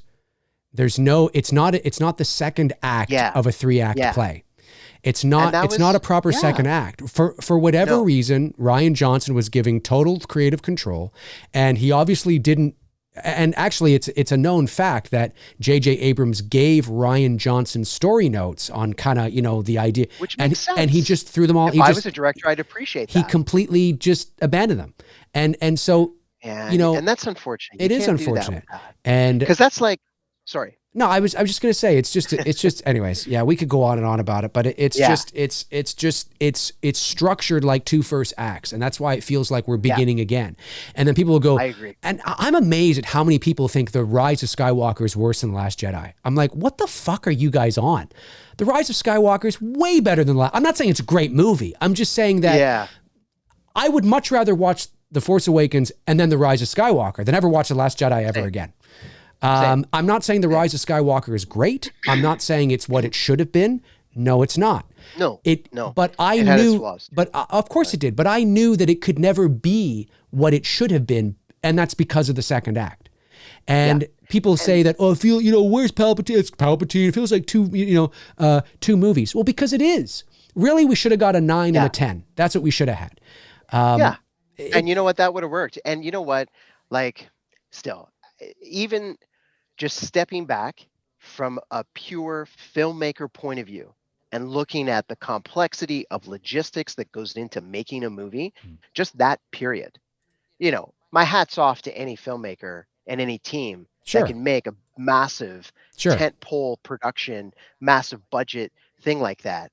I just think that there are select few sagas or universes, right, where for all intents and purposes, like you take the Marvel universe, you have a guy like Kevin Feige, who's like a showrunner for all intents and purposes, but for the cinematic universe, because he's helping to oversee, he's giving that oversight with the overall vision of the universe and where it's going. And the showrunner, part of their role is to oversee continuity within the story on a larger scale, like the full story arc. Watch yourself. across People are going to all start. We're going to episodes, start a Kathleen right? Kennedy war in the. Really? No, well, I'm just describing the job No, description no, of the no, no. I showrunner, know. No, I agree with what right? you're And that is saying. I the agree. role of a No, showrunner, it's right? been a look. And it's a relatively new role, Yes. historically speaking, within the filmmaking. Yes, and Star space. Wars was just a disjointed mess. It was a disjointed mess. That's what it is, And it's unfortunate. and it's 'cause been a like you said, it was- disjointed mess for a long time. Yeah. And it's unfortunate because it was the movies, again, like you said, they're competently, technically, masterfully created. But that's never. expected. Yeah, I mean that's Yeah, that's I expected. never have any issues. But the with vitriol that. and the issues didn't start with The Force Awakens. Yeah, you had people that thought it was too safe. It was too much like A New Hope. Okay, fine. But the vitriol and the hatred and the I'm out happened after The Last Jedi. It's exact. That's when it happened. People were excited for The Last Jedi. People were pumped. Even those. I was excited. I was too. I was stoked for it. Yeah, same. Anyway, we could go on. Tiffany sends in $5, says, "Hey, Dave and Bruce, I was wondering where you guys discovered Victoria Miro. She was very good in It's Me, Billy." Yes, Victoria is a gem. Awesome. So going back to the casting process of chapter 1, we knew that we wanted to find somebody that had, ideally, we would have loved to have found somebody that had a strong resemblance to a young Olivia Hussey from the original Black Christmas. Obviously, if somebody that didn't quite look like her was phenomenal in the role and the performance, obviously we probably would have casted them. But it was just our good fortune that I remember, I think we had, we were doing some online casting, and I remember we came across Victoria's headshot, and I remember looking at her and going, whoa. And I think I was like, dude, like, come here. Like, she's like, look at her look. Like, she's got, you know what I mean? And which is exactly what we were looking for. And we thought about reaching out to her personally, but we thought, okay, you know what? Let's just put up the casting call and see who we get, who submits their headshot for consideration. And believe it or not, thankfully, she actually submitted, which was cool. So we chose her as one of the many to send the sides to, and she auditioned, and she just simply, there were a lot of very talented people, absolutely, but thankfully she had the look we wanted, and she was talented. And so that's basically how we did it, I guess. I don't think there's anything else. She was just really that's good. Essentially it. Really good. And she can cry on command, not on command necessarily, but she's one of those actresses that can cry, like actually tears, the whole thing. Not just, not that. I mean, tears. That's it, eh? Yeah. Yeah. She's another example of a thinking actor. Yes. Right. She has that ability. She like Lynn will go into the psychology of the character, really wanting to understand what's happening, what's the motivation of this character, where are they coming from, where are they now, where are they going, what's the larger arc, what's the motivation within this, and then she wants to have that space to prepare psychologically, get herself ready mentally, stepping into the performance. That's right. And she does an exceptional job, and just within very few takes is able to really capture the performance. And I think that speaks to a performer's preparedness and just how well they prepare, which in turn speaks to their level of professionalism. So I agree. Shout out, kudos, and it's the same with Caro, Brian, like everybody, Malika, Shelby, like they were all fantastic. They were. They all came to the table just as prepared. Everything from just expecting the lines to be memorized to just knowing the characters and having a sense about the characters and having a sense of embodying those characters and what they'll look like on screen and their motion to they're professionals. How they speak. And and it was a real treat just to be able to work with them, because that's the difference, because of that professionalism. And that's the difference between working with your neighbor down the street or your friend, and working with professional actors. It's it's the job. They're being paid to do this, and they want to do as bad. They want to know all those details and nuances and idiosyncrasies about the character, where they're going, where they're coming from. What's the motivation, all that kind of stuff. I mean, I remember before the big moment for Sam, Victoria, when she discovers Justine dead in the attic. She was off on her own for probably about 25 minutes or so, just getting into that space, getting into that. Now, listen, every actor is different. There are some actors that don't need to do that can just turn it on and turn it off on a dime. Some people can do that. Then there are some actors that need that time to, kind of get into the mode and get into the zone and that kind of stuff. And she was doing that. And I think I think we did 3 takes on it, and we got some good, those 3 takes were it. And if we needed to shoot that again with her bursting, crying, losing it, we would probably had to have taken, we might've had to shoot it later or the next night, or something, because she had exhausted her emotional sort of bank, because she really did go there, right? She got herself into that zone to actually cry, to actually put herself in that position. So to her in that moment, it was real. And that's why she's so brilliant and talented. And I can't wait for you to see what she's going to do in this one. It's just great. Yeah. Vendez Cinema sends in $4.99 with big flame, says, happy birthday, Dave. Thank you very much. What's up, Bruce? 63,000. I know, 63,000, folks. I know. Folks, can we get to 530 backers? Is that possible? We're at 525 now. Could we get to 63,500 before the end of the stream? I don't know. Out of 64? I don't know. It might be possible. Blu-rays. Hey, like I said, those advanced screening perks, I'm just saying, is it possible? I don't know. Everybody who donates to the campaign, no matter how big or small, whether you get a perk or just a donation, you will get a shout out here live on the show. Will Michael sends in $4.99 and says, happy birthday, Dave. Thank you very much. Says, hope it's been a good day. It has. Mine was 6 days ago. Well, happy belated birthday. Happy to celebrate mine within a week of yours. Can't wait for Billy too, guys. Thank you, Will. Nice. Really appreciate that. Thank you. Yeah, we're very, very excited and hope you had a great birthday. Fast Forwards 289 sends in $4.99, says, happy birthday, Dave. Hope you all been doing well. Congratulations on the progress on the campaign so far. Can't wait to see the movie next year. Yeah. See, thank you. Speaking of that, I want to piggyback on the words next year. This is what's also so cool about this is, I know what you're going to say. You know what I'm going to say. So with chapter 1, we released that in May. Now, some people have said, well, why didn't you wait till Christmas? Well, we could have waited. Yeah, we could have. Yeah. But we talked about it. We talked about it, but we were very excited. We were done. We wanted to release it. We wanted to get it out there because we were very proud of it, and we thought we had a good picture on our hands. And so we did, and we also knew that we would capitalize on the buzz when it's first released, of course, on May the 28th, and it was hot at that time, and people were talking about it, and it was a lot of fun. And then we'd capitalize it on again in terms of views and things like that at Halloween time, because it's a scary movie, so people were watching it. And then it would get some traction around Christmas time. So it was like 3 things that we were going to hit sort of in that time frame.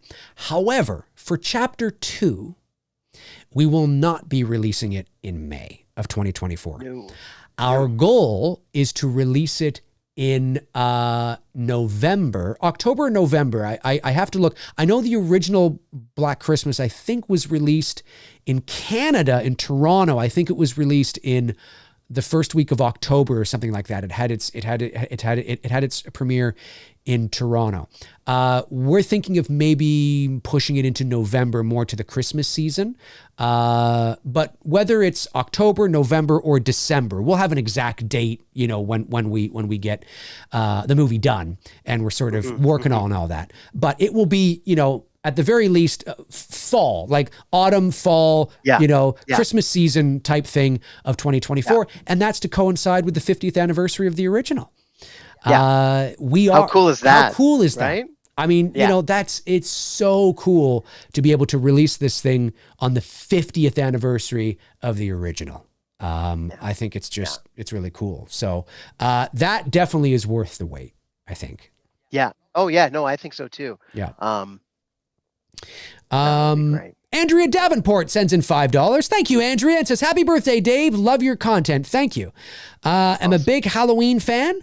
Awesome. Hi, Bruce. Happy to see you on the stream. Nice. Cool. Nice. Shout out to you. Thank you very much. Appreciate that. Movie Chat and More Part 2 sends in £5 and says, hey, Bruce, so awesome to see you back. Do you prefer the OG Rocky 4 or the new director's cut? I prefer the OG. You prefer the OG, Dave? Yeah, I don't know if you know, Bruce, there was a Sylvester Stallone released a director's cut of Rocky 4. That I admit I haven't seen it. Yeah. I've seen the original, but I haven't seen the director's cut. Yeah. So I can't really comment because I can't compare. I think I prefer the original. I think the theatrical cut I prefer it just because it's very MTV and I can say that I've enjoyed all of the Rocky movies, and I've enjoyed even like the newer ones like Balboa and Rocky Balboa was great. Yeah. Really enjoyed like the first Creed and second Creed. Did you see the third one? I did. I liked it. Right. It wasn't the same. Like again, solid. Complete beginning, middle, and end. You know what I mean? Like it's a good movie. I think as a directorial debut for a major motion picture from Michael B. Jordan, I think he did a good job. Right. He's an actor I'd love to work with at some point. I think he's great. Incredibly talented as a performer, like super. Yeah, he's great. I'd love to work with him. Like I've got a list running in my mind of different actors that would intimidate me to work with just because I'm such a fan. Right. You know what I mean? And it'd just be like, oh my God, well, okay. You know what I mean? Like, sure. I don't even know. Sure. I'd have to get my game face on. You know what I mean? Of course. Not to fuck that shit up, but like he's on that list. He's right. on that list. Right. I would say, yeah. So so let me ask you this question, Dave, and I'm just going to go ahead and answer it first.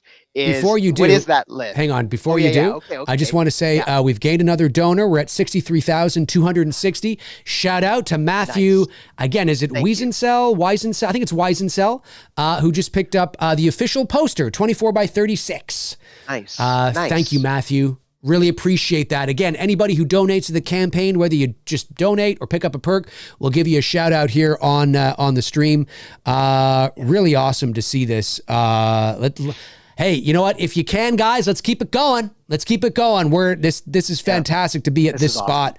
52%. And that means now that we're at 52%, that means we are now over that hump, that halfway. And now that's huge. That's huge. We're heading towards that goal now. Unreal. 3.5 weeks in. We've got 37 days left. Man, unreal. Amazing. Thank you, everybody. Yes, thank you. Really appreciate that. Sorry, Bruce, you were going to say. Oh, yeah. List of actors that you'd love to work with at some point in your career.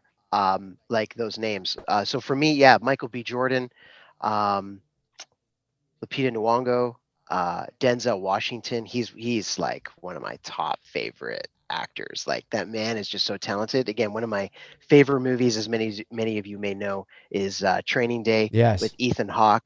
And just one of my favorite, I don't know why it is one of my favorite movie moments. It's the bro in you, Bruce. It's the bro. What's up, bro? It's when they walk out to the car and he's like, yeah, we're going to probably spend most of the day in the office today.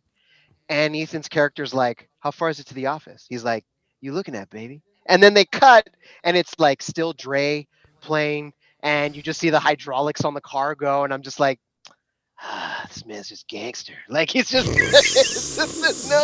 there's no two ways about it. You're just like, I get why you got the Academy Award. Like it's just, fuck it. I don't know why that moment just. You just love that moment. Yeah. I mean, obviously for me, there's on the list, but what do you think? Yeah. Well, I mean, look,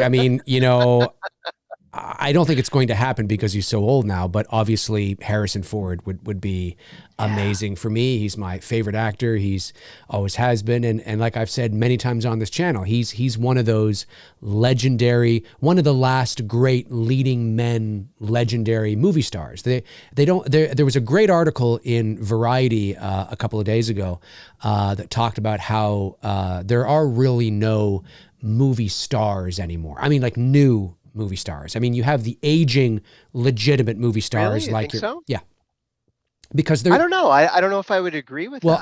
I think there's disagree. I don't know. There's a difference between a celebrity and a movie star, right? And I think when we talk about leading men, movie stars, you know, which they were not necessarily. Again, there's a bit of. It's not an exact science, but when you think of a movie star and you think of, like, you know, your Clark Gables, your Humphrey Bogarts, you know, your Cary Grants, your Jimmy Stewarts, you know, and then, you know, today we're looking at, like, you know, somebody like a Harrison Ford, you know, is sort of a modern day Humphrey Bogart, you know. And when I say modern day, I mean he's like a Humphrey Bogart or a Cary Grant of our generation. And a leading man, like a movie star leading man, we're not, now I say this not to say that they were not good actors. They were all fine actors, but movie stars aren't like a requirement to be a movie star isn't necessarily because you are a great actor, right? It's you have a quality about you. You're usually very handsome. You're usually you have a look, a quality. You're a leading man. You know, you command a presence. The way you're marketed, you know, the way you are marketed in movies, there's almost like a mystique, a godlike mystique about you. Today, you know, and that was very much like that. Very much more about the person. About the person. It's really it's Harrison Ford is the actor, is the performer, and the roles that he's played are secondary to him. Well, no, like that would be the difference of the star. Like, it's more. Did you really go for the star, for the person? Yeah, it's more about sort of the mystique, the aura. Like, you know, it's this. It is the characters they play for sure, but it's more of that because today we live in the social media age and the social media era. It's very easy for, relatively speaking, it's very easy for people to become famous. You can fart in a jar and sell it on eBay and you're famous. You know what I'm saying? And so there's people have done that. Yes, they have. That's why I said that. So there's like, to be a celebrity is really easy. Anybody can be a celebrity. You gain a little bit of fame, you know, a little bit of a following. For some reason, you know, there's celebrity around you, you know. But to be a movie star, from a you know, a certain era of what that means, and it's just not there. Most movie stars, quote unquote, today are very accessible. They're on social media. They're tweeting and showing you their lives every 5 seconds. There's no mystique around them anymore. You see them fucking, they're sick and they get on fucking, TikTok. Again, I'm speaking generally. I'm not saying everybody. I agree with you on that. Maybe it's the definition of the star. Well, they're still again, stars. Yes, they are stars. Yes. Again, they've changed. It can be a semantic argument, right?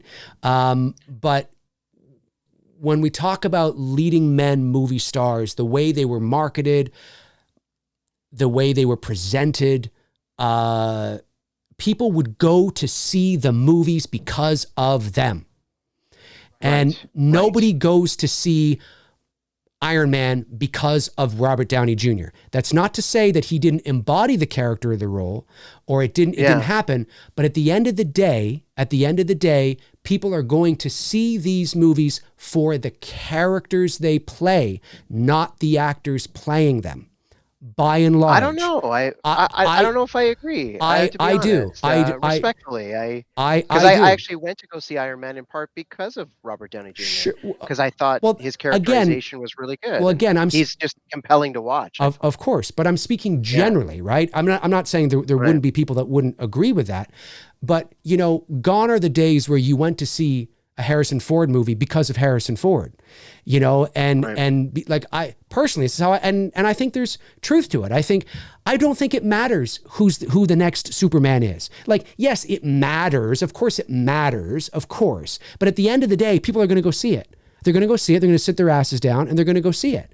And they're Right. and you know, at the end of the day, people went to see Batman because it's a Batman movie. You go to see Batman because it's a Batman movie. You go to see Superman because it's a Superman movie. You know, and again, I'm speaking I generally. think people definitely go see it because of who's playing the character. I think that They- adds to the intrigue of it. Sure. You know, like everyone, because otherwise I don't think you'd have those conversations around like who's your favorite Bond or who's your favorite Batman. Of course, or well, who's of course, your but favorite Joker. Of course, you know what I mean? Like of that course, kind of thing. of course. But again, like I said, I'm speaking generally, right? Obviously, you can break the argument apart and say, well, what about this? You know, what about this? Well, sure, Right. but both things can be Yeah. true at the same time, and that doesn't mean that there aren't people that like yourself. No, I go to see Iron Man because of Robert Downey Jr. Yeah, but you would go see the. Well, and the in the character, but, but you would still go to see it if it wasn't Robert Downey Jr. And you'd still go to see it because it's Iron Man, right? It's Yeah. Iron Man, Yeah. and that's Yeah. the selling point. It's Iron Man. Whereas back years and years ago, people went to see the new Humphrey Bogart movie. People went to see the new Clark Gable movie. You know what I mean? People went to go see, you know, the new. it was more about the person. It was more about the less about star, the movie star, character. less about the character. And Harrison That's a Ford. very like classic Hollywood. Yes, it is. It is very American Hollywood cinema for sure. concept, right? For sure it is. Yeah, for sure. And that's evolved now. for sure. And I think that there's a lot again, it's not, I'm speaking general. Of course there are people that you go to see, well, I really like Michael B. Jordan, so I'm going to go see Michael B. Of course, right? Again, generally. It's not set in stone. It's not a hard, fast rule. It's just where we are today when it comes to what a movie star isn't what a movie star used to be. And there's a different persona around There's a different persona around it. There's a different, dare I say, less class, you know, less mystique because of the ease and access and accessibility to their lives. Years ago, I definitely agree with the less mystique. Yes, I definitely agree with that. for sure. And because of the accessibility. You're right about that. that's right. Yeah. And so, you know, and I'm not saying it's right or wrong. I'm just saying that when they talked about that in the Variety article, that's something I agree with. That you know, there was no social media. There was no, you know, there was a mystique around it. There was a mystique around the Oscars. Now everybody fucking hates the Oscars. Everyone's online saying it's dog shit. It's bullshit. The Oscars suck. It's crap. Who gives a fuck? Fuck awards. Fuck awards. Fuck awards. You know, they're a bunch of pretentious, condescending douchebag fucking pieces of shit. They're pieces of shit. Fuck the Oscars. Fuck the awards. Nobody was saying that 40 years ago. Everybody would gather around their televisions with their popcorns and their families to watch the Oscars. Why? Because of the mystique, because of the glam. There was a prestige to it. That's right. What it is too. That's right. There was a prestige. There was a glitz. There was a glam. There was a mystique because you couldn't jump on the internet and see all these people in their fucking underwear and getting sick and doing TikTok videos. And when they weren't at their best, there was a mystique. Every time you saw them, they looked phenomenal, hot and sexy and this and that. They weren't, you know, there was no Instagram you could go to and see fucking, you know, I don't know, you know, Jennifer Aniston in the morning sick with a fucking, you know, paper towel up her nose or something. Like, you couldn't do that. It just, there was and I'm not saying it's right to put these people on pedestals like that. I'm just saying that mystique of Hollywood and what a movie star was is not there anymore. And Harrison Ford is one of the last of those kinds of stars, you know, from so not the era, of course, from, you know, the 30s or the 40s, but, you know, coming up through the 70s and the 80s, you know, and Tom Cruise is from that. So he's a bit later than Harrison Ford, but he's kind of from that sort of that thing, right? They don't make Tom Cruises anymore. You know what I mean? They don't have that, right. Like, you don't have that kind of, like, even today, you know, you say the name Tom Cruise. It's got a thing about it. You know what I mean? Yeah. It's got a thing about it, right? Harrison Ford. Say it. Harrison Ford. It's got that, you know what I mean? Because you remember. You remember, right? You remember. You're doing the voice, Dave. Yeah. You're doing the voice. No, I know. But you know what I mean though, right? You remember, right? You remember. You know what I mean? That's it. And that's sort of, it's yeah, it's kind of gone. I don't know how we got on this, but I was talking about. No, it's good. Harrison. It's interesting conversation. Like it's all, you know what I mean? I should send you the Variety article. I should send you the Variety article and take a read over it, because it's really fascinating. It's really fascinating, which is why, you know, to see Harrison Ford in Indiana Jones and the Dial of Destiny. Look, we hope it's great, but even if it's not, to go, I'm still going to go see it. Of course, to go and watch it, to see one of the great legendary, the Humphrey Bogart of his generation in one of the most iconic roles in motion picture history. You know, yes, he's 80, I get it, but the character, that franchise, it's a farewell concert, and it's one last time. It's legendary. It's very significant. It's like going to see the Stones or AC/DC or somebody, like one last time. You know, it's a very legendary thing. Even if you're not a fan, you can understand the cultural significance of it. And but anyway, you know, Harrison Ford would be one. I'd love to work with Kurt Russell. I think he'd be another one. I'd love to work with him. I really like him a lot. I do think Denzel would be good. Denzel's up there too. He didn't quite reach, you know, status of like a Cruise or a Ford, but I would say that Denzel is one of those, you know, movie star leading men types that they don't make anymore either. He's like an actor's actor. Yeah, you know what I mean? For sure. Like just totally like for sure. But again, you know, you say the name Denzel Washington. You don't make Denzel Washingtons anymore. You know, I mean, it's just one of those, but that's part and part. His son is super talented too. His son is very talented, for sure. For sure. Yeah. But anyway, I digress. My apologies for going off on that tangent. But I find the topic interesting. Absolutely. Absolutely. Because absolutely. It's, the social media changed all of that. I really think all of that changed because of that. And the way in which marketing has changed. And how easy it is for somebody to become a celebrity. And how accessible you are. Yeah, absolutely. There's a very big difference between a celebrity and a movie star. Movie stars were people that were, you know, there was a mystique. They were on the marquees. They were on the posters. You'd have them in your rooms. You'd look at them. You know, you know what I mean? There was like I said, your Humphrey Bogarts. Yes. You wanted to go see the new, you know, Bogart movie, or, you know, the new Harrison. I mean, people love. You're right. They were like gods. They weren't human. Yeah. They weren't human. No. And it's the same. Harrison Ford in the 80s. That was Harrison Ford in the 80s. You know, he had that quality. Even Carrie Fisher is quoted, and I'm paraphrasing, but she said that when she met Harrison Ford on the set of Star Wars, she said, again, I'm paraphrasing, he had movie star leading man looks. She said he going to go somewhere. Like he just has that look to him, and he does. Yeah, he did. Yeah, he does. And he did. And he became one of the great movie stars of his generation. You know, and you know what I'd like to go back and watch. I've been watching the Jack Ryan series on Prime because I also love like great espionage kind of, you know, films, action movies, that kind of thing. But that espionage type genre. And I remember Harrison did he did a few movies of the Jack Ryan character. He did. He did Patriot Games and Clear and Present Danger. Yeah. They're good. I'm curious. I'd like to go back and watch them. Like it crossed my mind. But then there's others that did, like The Hunt for Red October. And then what are the other ones? Didn't Tom Cruise do one too? No, Alec Baldwin did the Hunt for Red October. And it was Ben Affleck did The Sum of All Fears. That's it. In 2002, I believe. Yeah. But I'd be curious to go back and watch the Harrison Ford Jack Ryan movies, because they're good. I like they're the both good series. I think they're both fun. Good. But I just find again, I didn't mean to derail the stream, it's interesting stuff. But it is interesting, isn't it? Like it's cool. Like I find that interesting because it's something I've often thought about. And when I read the Variety article, I was like, oh yeah. So I'm kind of on. Yeah. Like again, it's not that there's no, you know, again, it's semantics. You know you could say that.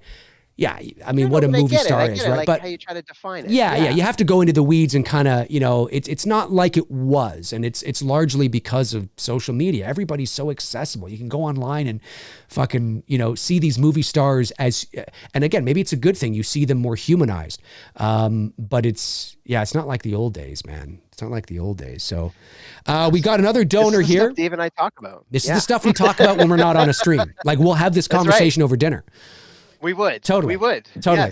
Yes. So we got another donor here. Oh, we got 2 donors. Let's see. We're now up to, ladies and gentlemen, we are up to $63,425. Yes, it just love it. keeps Thank you. climbing. This is unbelievable. Let's check out who these donors are and give them shout outs. We've got Brooke Scarlett, who buys the double blue. It's Me, Billy, chapter 1 and 2. Nice. Thank you so much. And Teresa, is it Wolfarth? Wolfarth, is that how you say that? It's Sweet Tea. I know you go by your nickname, Sweet Tea. Has bought the a T-shirt. It's Me, Billy, chapter 2 T-shirt. So thank you so much for that. Really appreciate that. We're up to 528 backers, 63,425. We are about, honest to goodness, I think we're about maybe like $500 or $600 away from the total we raised on It's Me, Billy, chapter 1.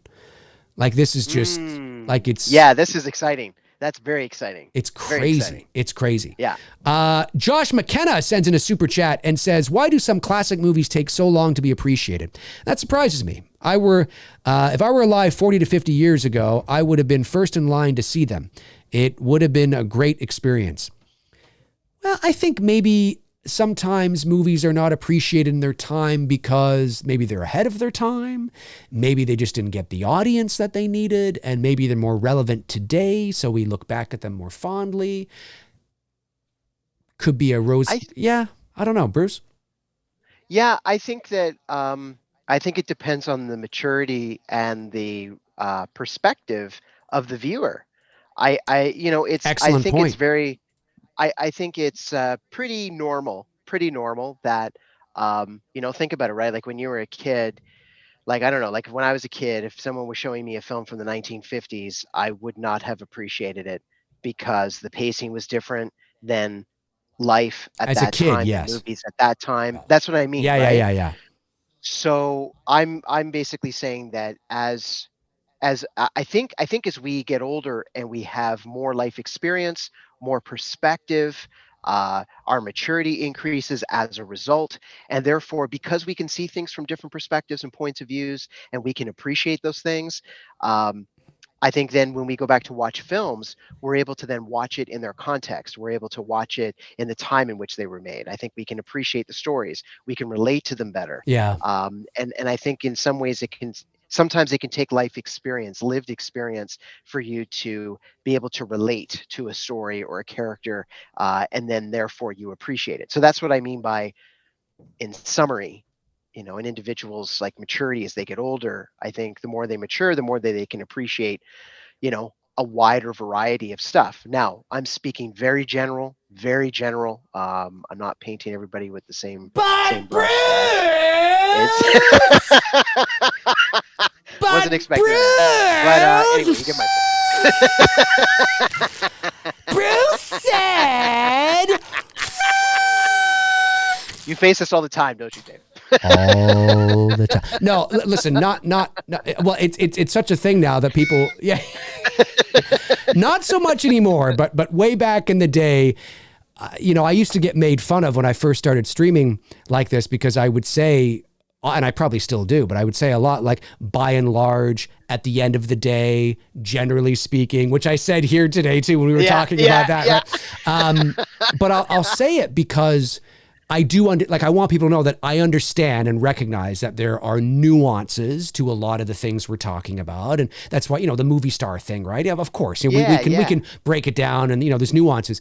But when I first started, there were so many people that, look, it's like this in life, I think, but especially in the entertainment world, whether you're talking about movies and things like that, like things are either a 10 out of 10 or it's shit. Right? You know what I mean? Yeah. And we live in a world everything where operates in absolutes and extremes. 100%. And that's not real. No, it's not real. And you and I could get on here having seen, I don't know, the latest, movie that came out or whatever. And we could be like, yeah, you know what? We really enjoyed it. So what would you give it out of 10? I don't know, maybe a 7 or 8. That's it? It's like, right. That's a great score. Right. What the fuck are you talking about? No, it's not Shawshank Redemption. So of course I'm not going to give it a 9 or a 10, but it's a solid movie. I had a great time. It's like a 7 or 8 out of 10. That's a great score.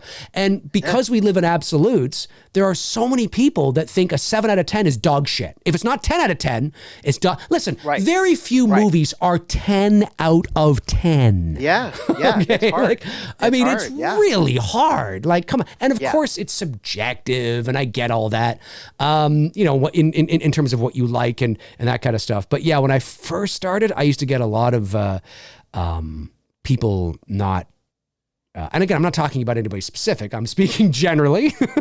Yeah.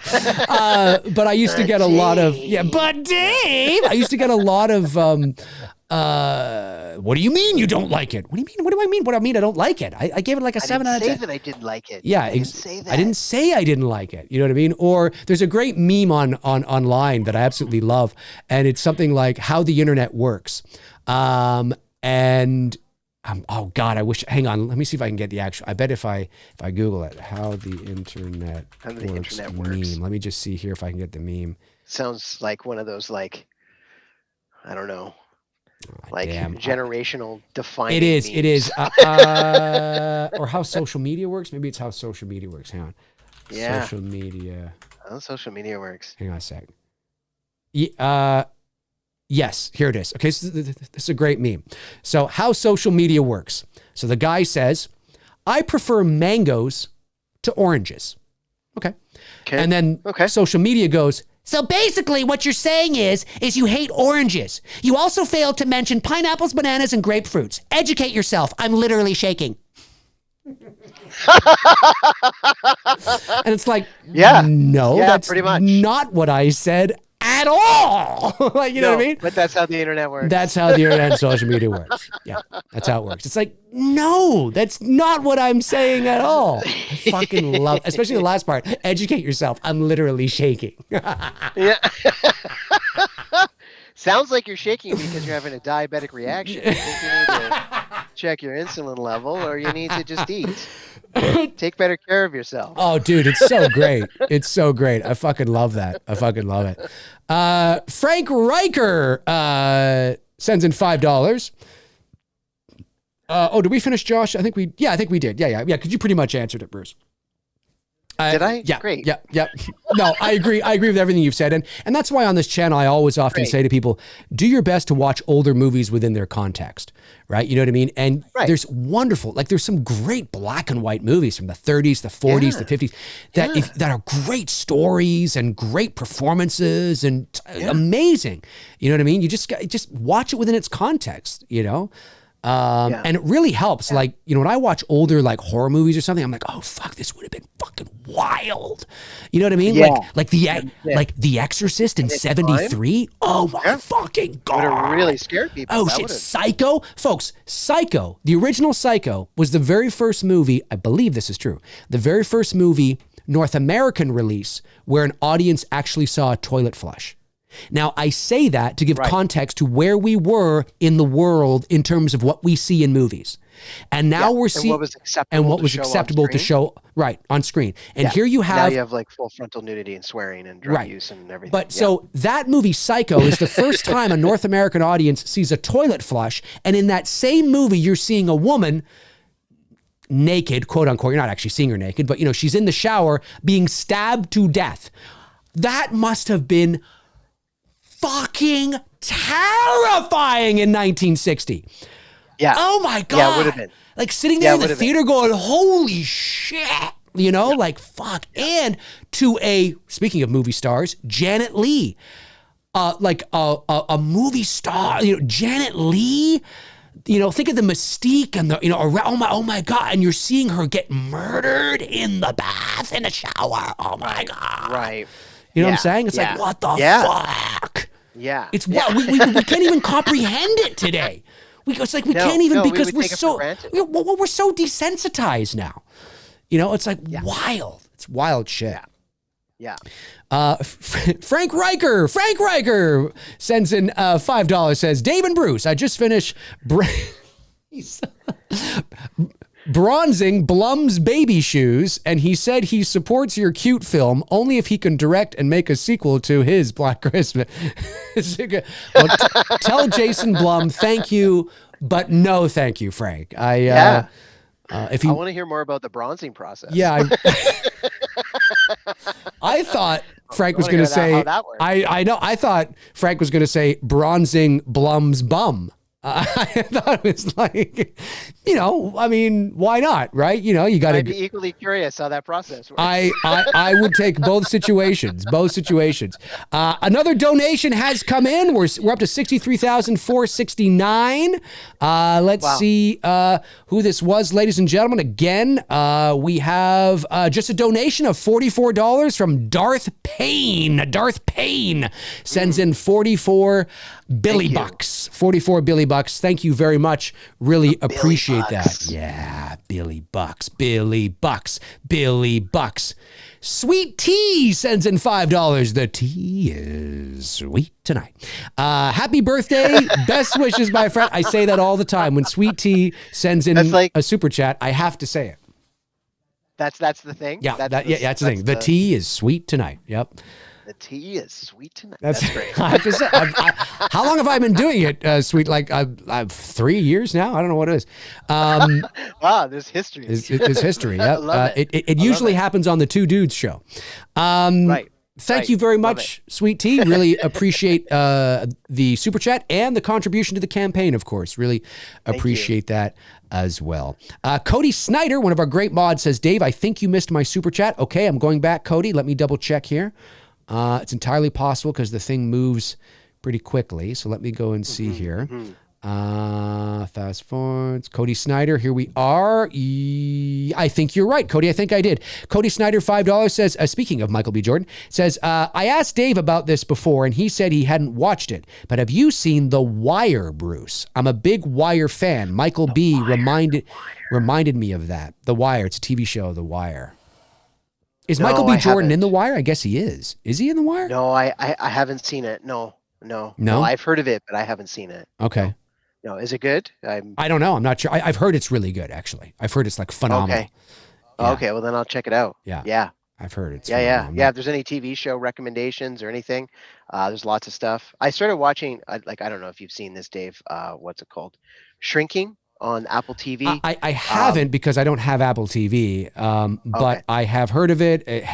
Harrison Ford and I hear it's great. It was refreshing to see him play a character like that. Right. And it's very unexpected. Right. And it's very out of the norm for that movie star. He's not a movie star in that. He's a normal human. Yes. And it was refreshing to see. But he did a really great job. Like, I think if he did some roles that were I don't know how to say it, like just less iconic, you know what I mean? More down to earth kind of roles. He could probably win an Academy Award or 6. Like, you know what I mean? He's a very talented guy. Yeah. And obviously he was nominated for an Academy Award in 1985 for Witness, but did not win it. But he never did, like, somebody asked him one time, are you upset? I mean, he's won all sorts of awards. He's got, all sorts of Lifetime Achievement Awards and all this kind of stuff. He just won one recently. Like, it was an honorary, the Palme d'Or Award at that's it, at Cannes. Yeah. Yes. But he was asked, are you upset that, you don't have an Oscar? And he's like, nah. He says, look, I mean, I recognize that I also don't do a lot of movies that would get me nominated. You know what I mean? Like, he's doing, the action movies and, your Air Force Ones, your Patriot Games, your Clear and Present Dangers, your Indiana Joneses, your Star Wars. They're not, it's not Oscar bait, right? Now, he was nominated for Witness. I think one of his best performances outside of Witness in terms of acting is Regarding Henry. Henry. I thought you were going to say The Fugitive. Yeah, The Fugitive's great too. Yeah. That's a great film. Absolutely. And his performance in that is great. But Regarding Henry is great. Have you seen Regarding Henry? I have. It's been a long time. I don't remember it too well. He was this hotshot lawyer. And that actually was either written or co-written by J.J. Abrams. It was one of the first things he had done. Oh. Yeah. And he's a super talented guy. I think he is. A lot of people think he isn't, but I think he is. And I think he is, very much so. Yeah, I do. What he's accomplished. Yeah. But he Regarding Henry is this hotshot lawyer. Regarding Henry, he plays this hotshot lawyer who's a bit of I think he's having an affair on his wife, and he's a bit of a dick, you know what I mean? And he goes down to this convenience store to pick up a pack of smokes or something, and there's a robbery, and he tries to break it up, and he gets shot in the head.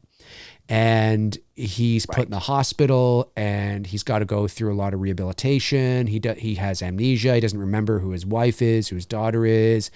And so now he's like the complete opposite kind of man. He's humble and sweet and endearing and honest. And it's the complete 180. And it's a story about him rediscovering his life and who he was, and who he doesn't want to be that man. And it's a story of transformation. It's such and he finds out who he was by, going back to work, and then he meets the woman he was having an affair with, and he's like, who the fuck? Like, he doesn't want any part of it anymore, because he falls in love with his wife all over again. Do you know what I mean? And this whole, it's a great story. Like, it's a great film. Like a story of him coming back to who he was, rediscovering who he was originally. Because it sounds like if he probably fell in love with his wife again. At some point, he obviously was in love with his wife. Yeah. So I think there's a bit of that. I think there's a bit of that. Back. Yeah. And it's such a great, and he's great in it. He's fantastic. He could have easily been nominated for that. But so cool. He's very talented, but yeah, he is the leading man action movie star.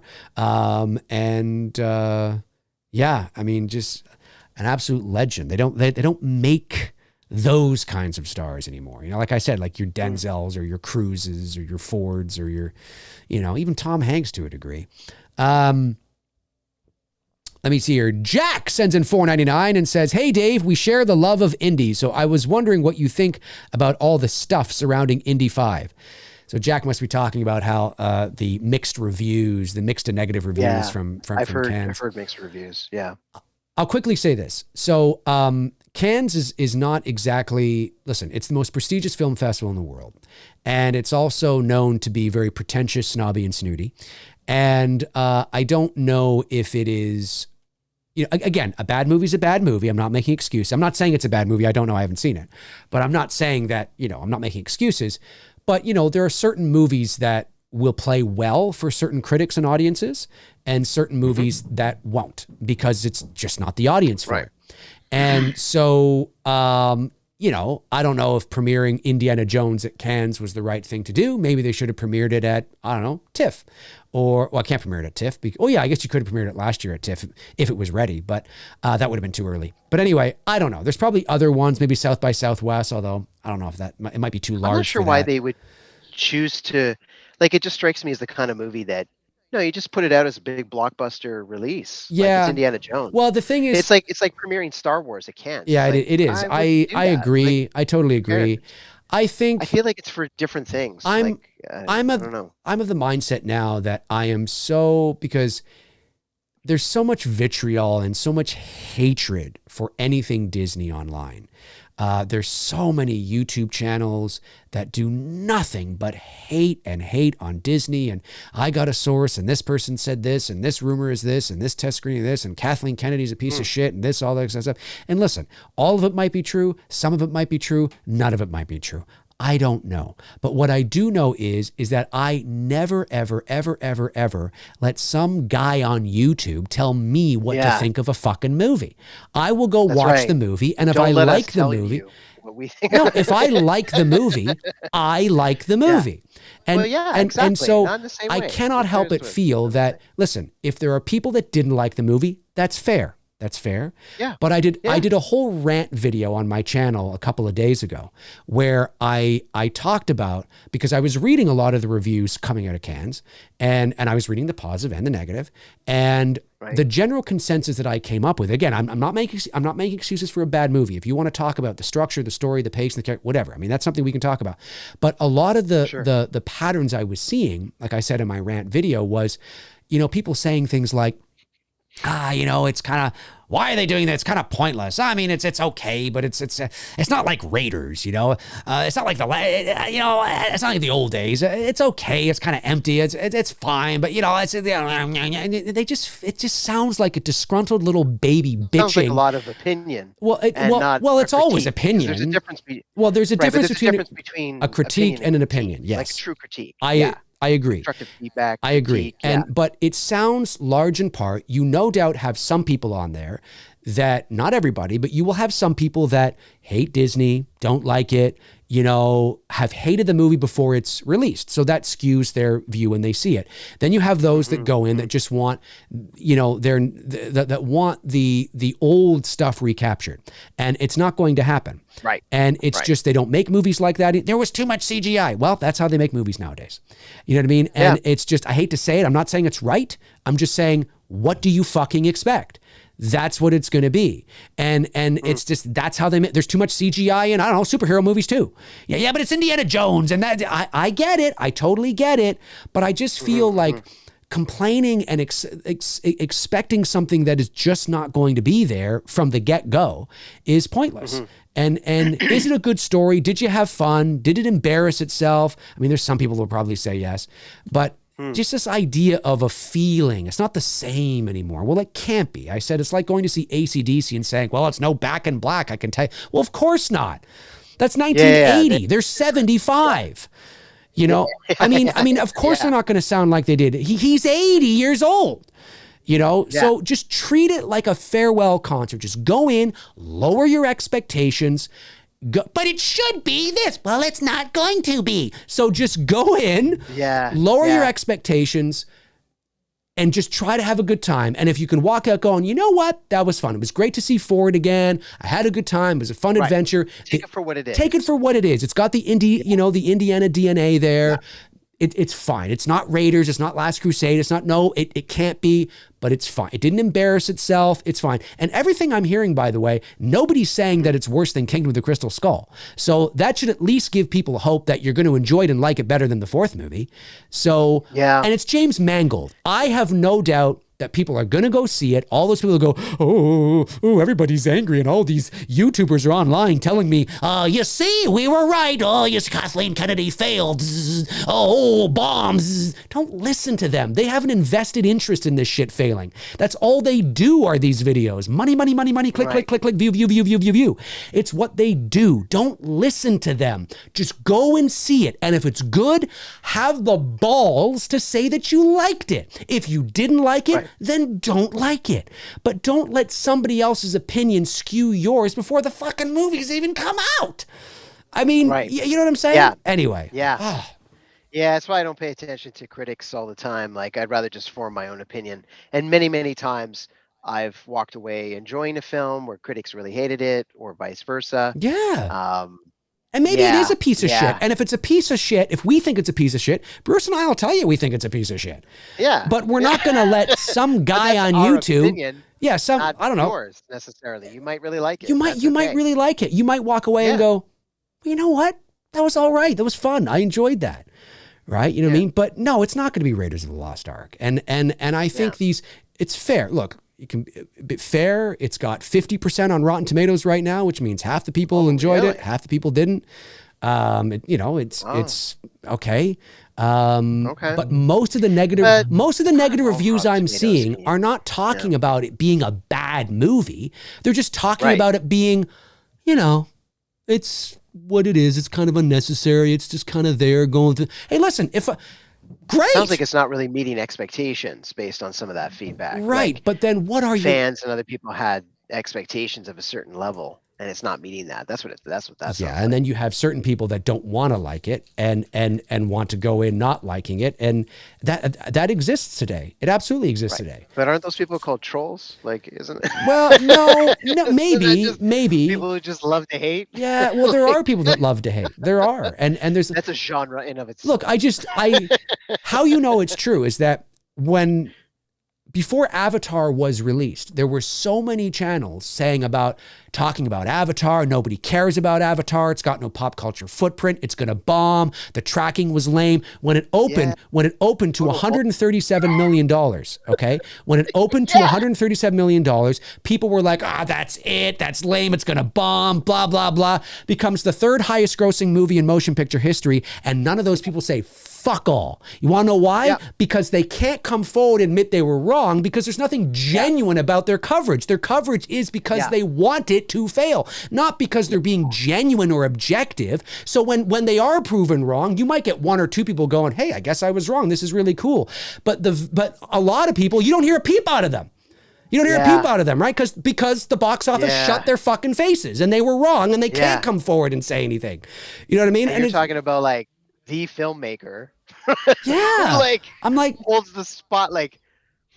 Well, he holds 4 of the top 5 or 3 of the top 5 or whatever it is. 3 out of the top 5 highest grossing films in motion picture history. And Avatar did it again. And then of course they've tried to find ways. This, man. Yeah, and I want to know what it's like to work with this guy. For sure. And I love it how they try to find ways to bring down the hype, right? They'll go, oh, well, hey, hang on a sec here. Let's talk about inflation. Wow.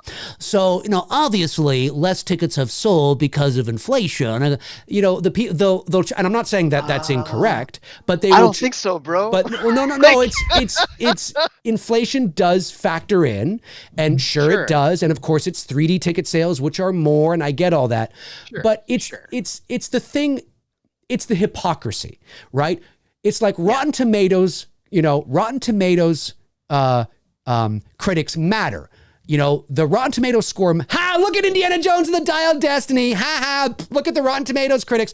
Wait, all of a sudden Rotten Tomatoes matters? But when it's a movie, like, it either matters or it doesn't. You can't cherry pick when Rotten Tomatoes matters and when Rotten Tomatoes doesn't, and that's what they do, right? You know what I mean? They'll look at like, look, the last, look, you see this movie that I fucking hate? All the Rotten Tomatoes critics love it. Well, Rotten Tomatoes doesn't know their ass from their elbow. Fuck Rotten Tomatoes. Then all of a sudden a movie does really shitty that they hope does really shitty, and they're praising Rotten Tomatoes.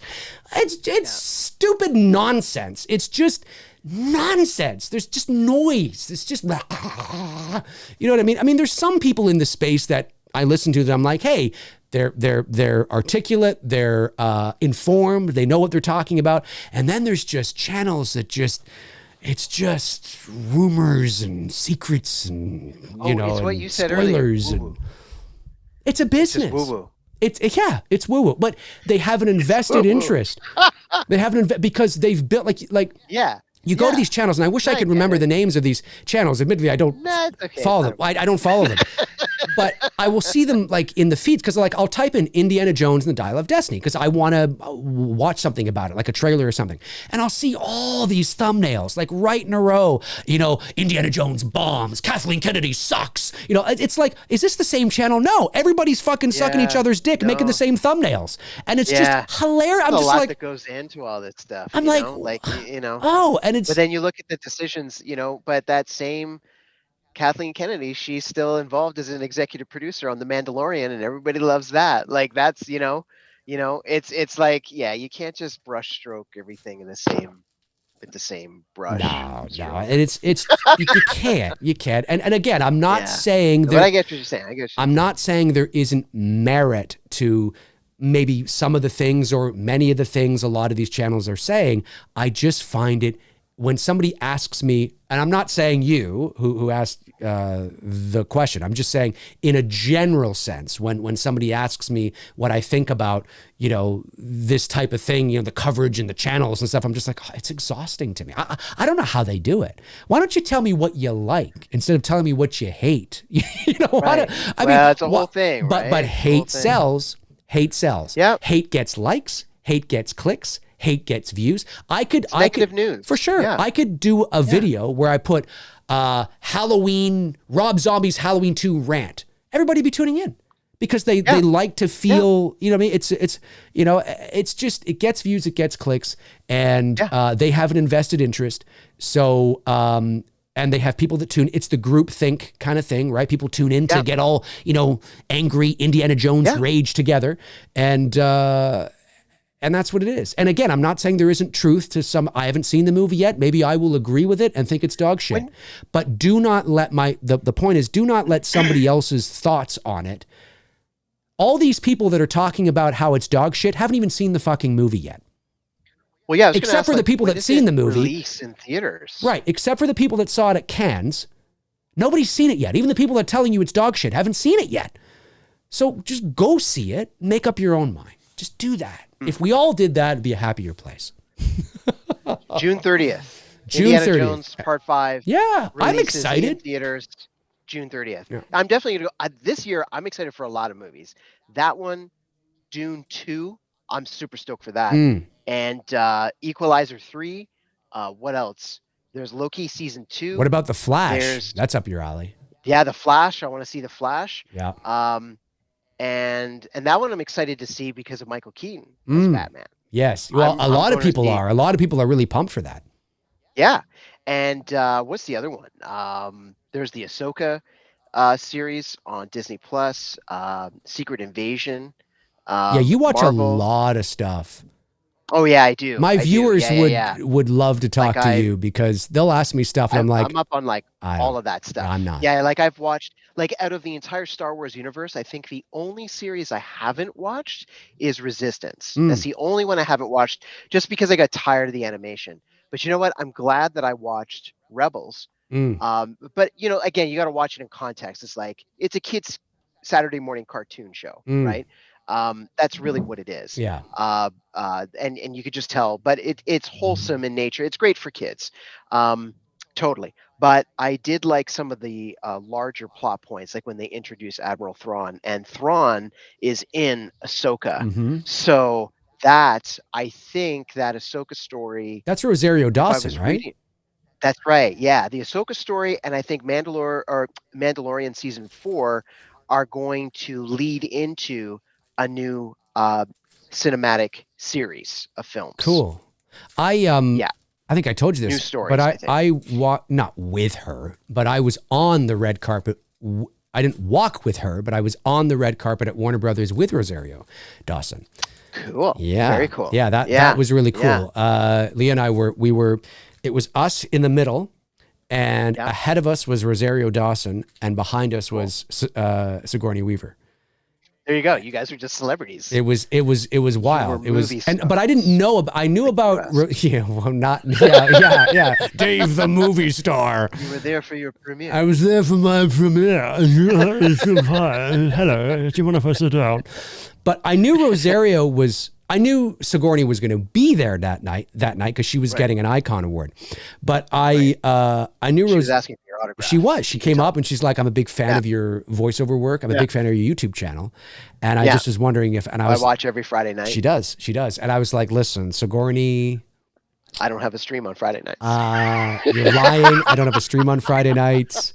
I signed her arm with the Sharpie she had, and she gave me a shout out when she was on stage, and I stood up and I waved to everybody. I got a standing ovation in the entire room. Everybody stood up, gave me a standing ovation. Love it. Yeah. And there were a couple people that were like, and it was wild. It was wild. No, I knew Rosario was in front of us because obviously I could see her.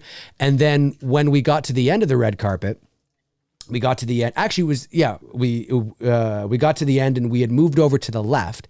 It was the year that I had treated Erwin Yablon's son Mickey and his daughter to the awards, and because his daughter is a big voice acting fan, and so they had already walked the red carpet. We get to the end. We move over to the left where everybody is sort of beginning to mingle at the end, and I was talking to Mickey as we were, we reconvened, and behind us, Sigourney Weaver, she was in this beautiful green dress, and she comes by and she like brushes by us, and we're like, I think she touched us. Yeah. Don't move. Just cut that out right there and sell that little bit on eBay. No. But it was really cool. Yeah. But it was cool. Like it was cool to be there in that environment, and to be a nominee as well. I think that was really cool. I forget what Rosario was getting. She was getting some sort of humanitarian award or something, for some documentary she narrated or something. I forget now, but yeah, no, it was really cool. It was really cool. But I don't know what it is. I've said this on my channel. You watch a lot more than I do. I don't know what it is. I just don't. Maybe it's the way I learn, or it's the way I can't. I just started watching Wednesday. Okay. Wednesday. With Jenna Ortega. Yeah. I I really haven't seen haven't seen that. I saw the first episode. it's really good. And I Yeah. watched the first episode, and then I watched the second episode yesterday. Maybe I'll watch the third one tonight. I'm not sure, but I'm actually really enjoying it. I think she does a really good Cool. job. Tim Burton's done a great job. I've heard lots of good things. It's really good. I like Tim Burton as a director, as especially as a. I think I didn't watch it because, like, I enjoyed the Addams Family as a kid, and for me, I think it just got a little played out. Like, I like it, but it's It's not very like, different. This is not not- this is not like not the Addams excited. Family. This is not like the Addams Family at all. Okay. Not at Because all. I enjoyed it, but I was like, yeah, it's not really for me. Like, No, you got to watch not my it's taste. look, it's I think if you're it's got like a Stranger Things vibe to it. Let's just put it that way. Like it's okay. And I love Stranger Things. yeah. Oh, I do Stranger too. Things, I do so, too. But I mean in the sense of that there's a mystery, there's a murder that happens. She's at this okay. school with these other kids that have these weird sort of things about them, and she's Okay. it's really good. It's like a school for the weird, so everybody is weird Right. at the school, and Right. there's like a murder that happens, and she's got to solve it, and it's got like a Stranger Things, almost Harry Potter vibe to it. And so okay. I That's an interesting combination. Yeah, 'Cause I love Harry Potter. yeah, And I love Stranger Things. it's not like it's not like watching the Addams Family movie from like the early 90s or anything like that. Yeah, I don't find it anything like that. Okay. And Jenna Ortega Okay. is great in it. She's I've heard lots of good things. yeah, it is very good. And she plays the daughter in the new Beetlejuice movie. She too. does. She's in demand right now. She's in the Scream movies. She was in Wednesday, Beetlejuice 2. Right. Yeah, she's only 20. So I mean, Wow. she's up and coming. Wow. Okay, let's get to these super chats that came in here. A bunch of them came in. So Darth Payne sends in $5. Thank you very much, Darth Payne. Says, so what you're saying is that you prefer beans on your toast. Why do you hate jam and not jelly? Just kidding. Happy birthday. Yeah, that's exactly it. Darth Payne gets it. That's exactly it. That's exactly it. Thank you very much. Kenny525 sends in $2. Says, happy birthday, Dave. Thanks for all you do, bro. Thank you, Kenny. Really appreciate that. Thank you so much. And then let me see here. Super chat from Brandon Alexander Rodriguez sends in $5. Says, happy birthday, Dave. Thank you very much. I'm curious, given he's been your best friend for over 30 years, what was Bruce's relationship with your parents like? Very good. Very good. Interesting question. Yeah. Very good Yeah, it was relationship. good. When I grew up so I was born in Toronto, and I lived the first 10 years of my life in Toronto. And then in 1989, I moved to Ottawa, which is our nation's capital here in Canada. It's about 4.5 hours from Toronto. I moved to Ottawa to live with my dad. My dad worked there. That's where he was. And he was, can you hang on a sec, Bruce? I'm going to, Yeah. hang on a sec. Sure. Sorry, I'm getting a call here, and I just want to hang on a It's sec. Sigourney Weaver. It's Sigourney. So she's actually she's Sigourney. watching the live. It's Sigourney stream, Weaver. and Yeah. she felt compelled to reach out to Dave, and she's going to offer that autographed arm It's true. that Dave It's signed true. on the red carpet as one of the perks. It's of true. the It's true. campaign. Hang on a sec. Because Dave failed to mention that he actually signed her other arm, but with a tattoo pen. I don't know what it's actually called, but so that's a pretty big deal. It is a pretty big deal. It's a very big deal.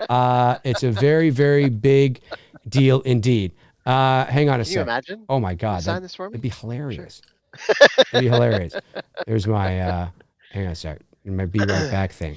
That's my be right back sign. Yeah. Do you want me to answer any of these other Hang on a super sec. chats here and go up, or while you're doing that? Yeah. while So you're taking care of that? keep talking. I have a be right back thing on my window. I'll be back in just 2 seconds. So keep doing what you're doing there. Okay. All right. Well, let me just scroll up in the chat here and see where we left off, because I think there was a few more to go. But Okay. yeah, I think I'm going to scroll up. And you know what? If there's any that I missed, just let me know. I know we got to Kenny. I think he said, Kenny said, happy birthday, Dave. Thanks for all that you do, bro. And thank you. Kenny, Dave says thank you. I'm Dave's proxy right now. So I'm his proxy. Um, and then we had Brandon Alexander Rodriguez. Yeah, we answered that one already. So again, forgive the proxy. I actually have a funny thing here that I'm going to get to remind me. Dave and I actually have shared with one another that if we were ever cloned, how would we be able to tell the difference between us meeting our clone versus the real version of ourselves? So we actually, I can't share it because if I did, then someone could clone us and program that thing into the clone so that we wouldn't be able to tell anymore. So I can't actually share it, but I'll just say that Dave and I have a special code that we use. So should I ever be genetically replicated or turned into some sort of AI sentient being and show up at his front door, he'll be able to tell whether it's the real me or not. And I highly recommend that you do that with your best friends as well. Anyway, moving on. We had Darth Payne. Dave, can you give us your best Stallone impression of Rocky calling out Michael Myers for not accepting his challenge and training Corey instead? Well, we'll have to wait for Dave to come back to do that, and then we'll be able to ask him to do that. If I was good at voice impressions, I would do that, but it's not the same as when Dave does it. So, Darth Payne, we'll come back to you. But thank you for the super chat. All right, so we've got another super chat here from Fast Forwards 289. Thank you. So he says, he, she, they say, Bruce, you should go on Two Dudes. I think it would be a hilarious stream with all three of you. Great show, guys. Need to do more shows together. Awesome. Thank you. Really appreciate that. It's a lot of fun. I just got to say, like, I'm sure Dave's shared with you all the stories of when we were kids, right? And we used to do our own talk show called Bruce and Dave's World Television Talk Show. And again, we had like my dad's Hi8 camcorder, and where Dave lived, we would sit just out. We changed locations every show, but I remember one episode. I think it was like the second episode. We took the stakes up high. The stakes got pretty high, and we're set up in lawn chairs in front of his hedge, and there we are. We've got the camera. It's like full view, right? We're just sitting there. We're a couple of like teenagers, like 14, 15 years old, sitting in front of his hedge outside in the blistering sun in like 30 degrees, Celsius weather, or like 86 degrees Fahrenheit, right? And it's like sweltering hot. And we would do these things for like 2 hours at a time, just like roll tape, roll camera, be ridiculous, pretend to be like other characters, dressing up, coming on camera as another character. It was just hilarious. And we did like, I don't know, 6 or 7 of these things over the years. But that particular episode, we decided to take, I'm pretty sure it was the very end of A New Hope where they blow up the Death Star. And we decided to pretend that whatever we did in that show caused the world to blow up. So there we were in front of the hedge, and we're talking away, and then all of a sudden, that's it. It's the fucking end. The world just goes. The end. So there we are. So thank you very much for the super chat. Fast forwards 289. And I'll just continue scrolling down, and we'll come back to that Stallone impression once Dave's back on. And I think he'll be coming back soon. But any other questions that you guys have, any other types of things that you want to talk about, let me know. Hit it up in the chat. And I do want to give a special shout out just while we've got a minute to all the moderators, because I know that, you're there through thick and thin. You're there with Dave every step of the way. And thank you. Thank you for what all of you are doing. You're doing I'm back. Amazing job. Yeah. Hey, awesome. I'm back. Sorry about that. What was I saying before I got, good. because I don't want to, I'll be honest, I don't remember. what were you, the parents, what were you like with my parents?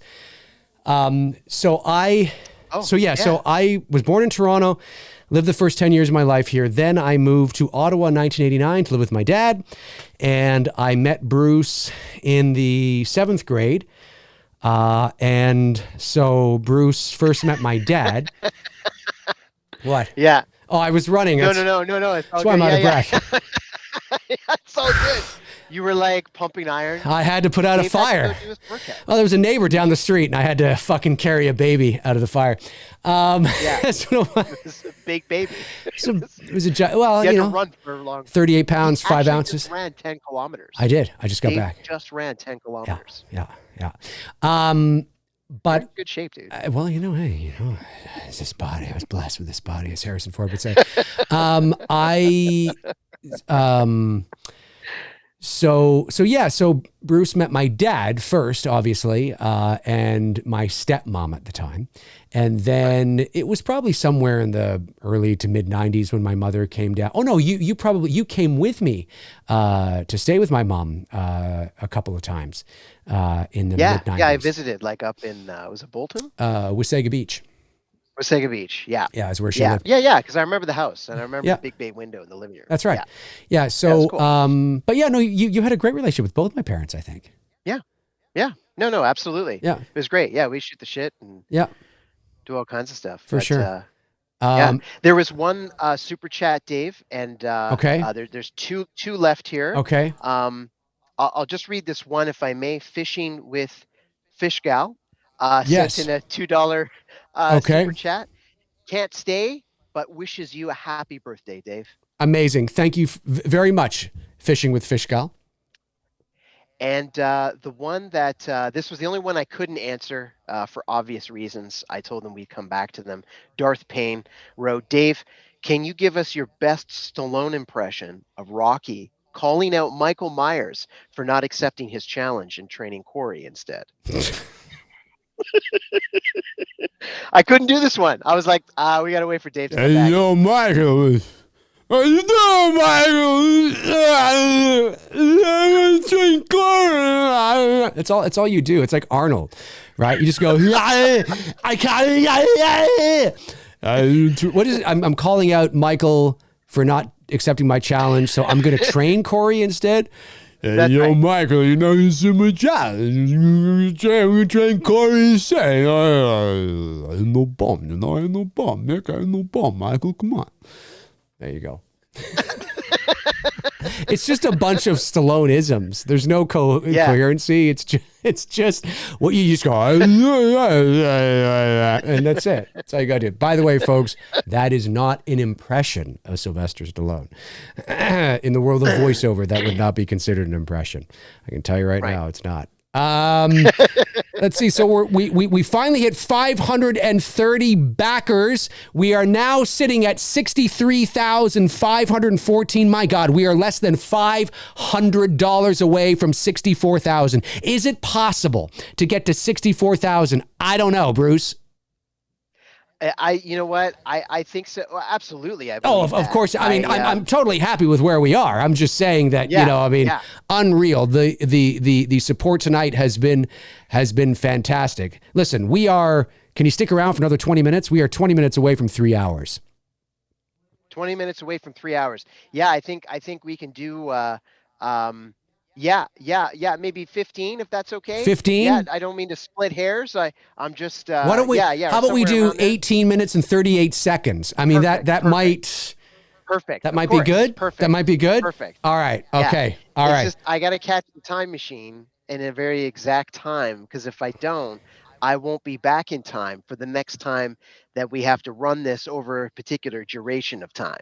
I think that made sense. Bruce has got to leave in about I hear we Why is this not playing? and just let us know. I apologize, everyone. Hopefully I didn't miss anyone's super chat. I'm just going to scroll back up through the list here, see if I missed any while Dave was away. I think we got everybody, but I'm just going to double check and scroll through. Maybe hold it closer to the mic. I can't quite hear it. Maybe everybody else can. Yeah! Come on, everybody! That was going to be one of my other questions for you, and you kind of answered mine there. Because you know how sometimes with movie soundtracks, Yeah. they have actual like pop songs or Yes. like, actual music that you just hear normally, right? Yeah. So when you think of just like just songs, just real songs you'd hear back in the day on the radio, or right now on Spotify or Apple Music or wherever you stream, Sure. right? Yeah. When you think about music like that incorporated into the soundtrack of a movie, what would be one of your favorite pieces? And for me, I was going to say Huey Lewis and the News with Back to the Future. Um, Thank you, it Frank. wasn't We'll the one get that it. you were playing. Yeah, it wasn't the one that you were playing just now. It was That's not the Back power in of Time. love. That's it. Power of Love. Yeah, Ba-da-da-da. yeah, yeah. Yeah, that's it. Yeah, That's that's it. that's a good one. We missed Taylor's super chat apparently. Let me go back here and see. Taylor, I Yeah, didn't I'm mean. only able to scroll back so I far. got you. I don't see Okay, Taylor I'll somewhere. get. Maybe you can scroll back farther than me. I'll go to the other window here and see if we can get it. Okay. See, Dave has special powers I as do. the host. I do. Yeah. Taylor Paulson, $5 says, I watched behind the scenes AC/DC footage last night. How cool would it have been to be Angus in the late 70s, early 80s? He was on top of the world, the GOAT. Yeah. Listen, AC/DC is my favorite band of all time. Yeah, again, to be at the height of their, fame and power in the late 70s, early 80s would have been amazing, man. Absolutely amazing. Yeah, very cool. Indeed. And thank you for the super chat, Taylor. Really appreciate that. Cody Snyder, $2 says Taylor Paul super chat. Yeah, we got that. Thank you so much. Fast Forwards 289 says, maybe you answered the Bruce should go on two dudes. You answered that one?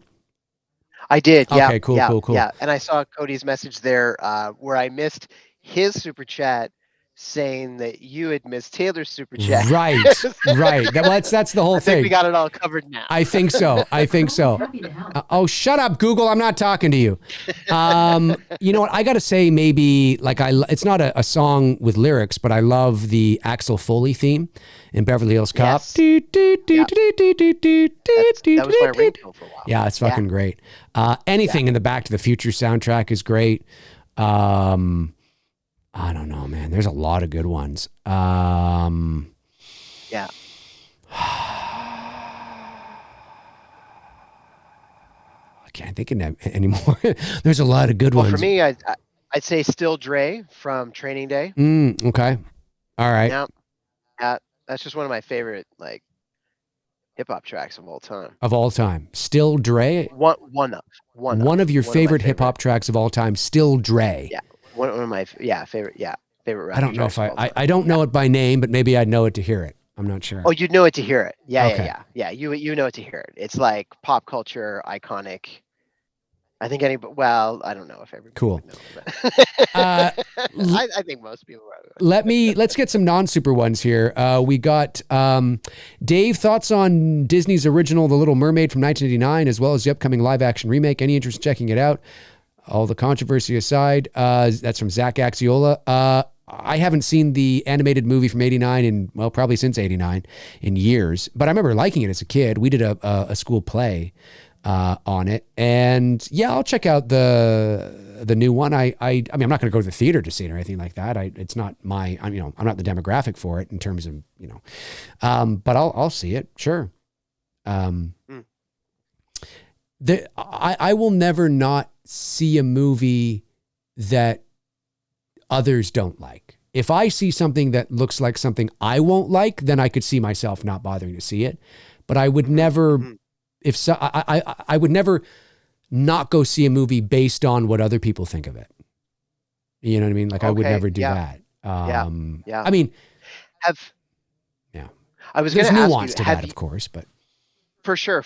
Okay, so have you ever gone into a movie theater to watch a movie and have no idea what the movie is about? You just went into a theater and you just looked at the list of posters and you're just like, I'm just going to go see that. And you just walk in blind, totally blind. You have no idea. And you're just going to go in and watch it. What was that movie and what did you think? I don't know if I have. Because I'm such a movie guy, I generally always know what the movie is I'm going to see. I don't know. I'd have to think. I don't know. What's your, here's one. Well, first of all, is there one for you like that? Yeah, I actually did that one time back in university. I Hmm. was kind of bored and I was like, yo, I just want to get out, go do something. I went to, this is when they had the movie theaters at the Eaton Center still. Oh yeah, I And remember that. yeah, so I went in to see Ben Kingsley movie called Sexy Beast. Oh, And it okay. was a heist film. Yeah, Right. I I had remember no that idea what movie. it was. And I just went in to see it. And you know what? Wasn't bad. Wasn't bad. Okay. Wasn't bad. It wasn't awful. It wasn't like my favorite, but it wasn't bad. I was like, all right, you know, Sexy Beast it was called? Sexy Beast, Ben Kingsley. Yeah, Hmm. yeah. And I think I got all the super chats, Dave. But maybe if you want to double check. That was from the year 2000. Wow, 23 years ago. Yes, Long time yes. ago. The year 2000. Yep. Oh wow, yeah. I Wow. believe I did Yeah. get all the super chats. Mods are on it, and I don't think I've missed anything so far. Frank, one of our great mods, and of course co-host of the Slaughtered Lamb with Darren, says Bruce seems like a Wu-Tang fan. I am. I am. And in fact, yeah, I got tickets to go check out Wu-Tang and Nas this October. I'm going to go see them in concert.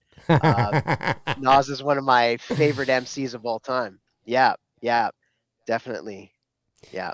Yeah, there you have it, folks. So you want to Yeah. talk some Wu-Tang and Nas with Bruce? He'll be starting a new show here on the channel called Bruce. Every Wednesday from 7 to 9, Bruce is going to be spinning the Wu-Tang, and he's going to be intimate with the microphone. Welcome back to Bruce and Wu-Tang. And he's doing it. He's All going to do low it. key and shit All like that. low key and just very intimate and sexy, like very sexy. And we're going to play it exactly like a radio show, so we don't see you, we just hear you. You know what I mean? That's right. And you're just like, what's going That's on, right. everybody? This is Bruce Dale, Wu-Tang. You're going to come like Big Daddy Bruce. Big Daddy Bruce. You're making me cry. Big Daddy Bruce. It's coming. Come on. Who wouldn't want to see Big Daddy Bruce in the chat right now? Big Daddy Bruce spinning the records. Come on. The chat's going to be like, yeah, Bruce. Big Daddy Bruce. Totally going to happen. Totally going to happen. Come on. Bobby Hall says, I love old school Wu-Tang, Nas, Snoop, Dre, Ice Cube, etc. Ooh, there you go. Yeah. There you go. Yeah, that's all of it. There's a track I just recently discovered with Snoop and Nas on it called Conflicted from Snoop's latest album. Okay. And I have that like on my list. Cause like when I build my playlist, I'll just like I'll sample the whole album, and then I'll often just like everybody, right? Just pick like my favorite songs from it. And then I have a larger playlist that I just keep adding to. Right. So because I've been adding to it for so many years, there's tracks on there that's like, that's some old shit. Yeah, it is. Yeah, it is. Because the playlist is that old. Dude. But it's just this eclectic mix. And you put that on shuffle, hey, you just get this surprise of, I'm after building like this just great collection of just music that just, and I love more than hip hop, of course, but Of course. I have a pretty broad taste, I think, when it comes to It's movies hip-hop, and music. hardcore gangster rap, or classical. Can you imagine? That's it. That's It'd it. be Beethoven or Dre. There's no in between. There's no in between. And None. Give me samples of Beethoven in a Dre track. Dude, we've got some new donors here. We're up to 532 backers, $63,639. We are less than $400 away from 64,000. Got to give a shout out to Darth Payne again. Oh, we did already. He sent in the 44. Josh McKenna donates $45. Kevin Fishcall donates $20, and J Smooth 8412 has picked up the double blue It's Me Billy Chapter 1 and 2. That's Joshua Davis picks up It's Me Billy Chapter 1 and 2 on Blu-ray as well. So we are now sitting at 53%. Wow. Very cool. We have gained just in this stream, ladies and gentlemen. Just in this stream, we are sitting at about $4,200. just in Thank this you. stream. Like, that's awesome. That's awesome. And have risen 4%. We've gone from 49% to 53%. This is unreal. I just, man, is it possible you can get to 64 before the end of the stream? We're so close. If we do it, I'm going to go nuts, folks. If we do it, I'm going to go nuts. I'm going to go nuts. Bruce, the time is ticking. The time is ticking. Do you know where you are? Halloween, Halloween, Halloween, Halloween, silver shamrock. I'm going to go nuts. I don't know. We got to get these last super chats here. Josh McKenna sends in a $4.99 super chat. Thank you, Josh, so much. I watched The Invasion back in 2007. Yeah, that was the remake of Invasion of the Body Snatchers with Nicole Kidman. I just walked into the... he's talking about... I watched The Invasion back in 2007 with Nicole Kidman. I just walked into the theater without knowing what it was about. I liked it. Cool. That's cool. Yeah, that was... Josh, I don't know if you like older movies, Josh, but one of the best remakes, in my opinion, I don't know if Bruce was too crazy on it, I'm not sure, but one of my favorite remakes is the 1978 Invasion of the Body Snatchers with Donald Sutherland. Yeah. I really like that. It's just eerie and creepy. And yeah, because we watched it together. It's just very eerie and creepy. And that movie is a remake of the 1950s version. And The Invasion with Nicole Kidman and Daniel Craig is a remake of that. Frank Riker, another $5, says, here's for Big Daddy Bruce reading the lyrics to 2 Live Crew in that low-key, sexy voice. Yes. Well, we are going to be appearing on the Slaughtered Lamb movie podcast this Saturday.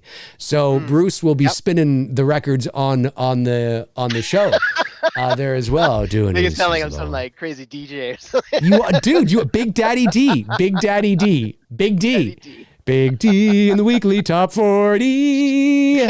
Wow, that's taking it back. That's Rick D's, actually. Rick D's in the weekly top 40. Yeah. Remember that? Yeah. Casey Kasem?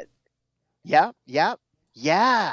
I know Casey Kasem is... Oh, ladies and gentlemen, we have done it! $64,000 on the money! $64,000! Yes! Yes!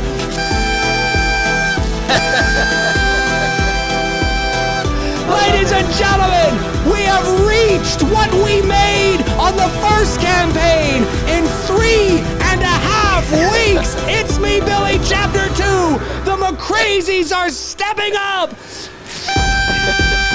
There's no stopping us. We will not be stopped.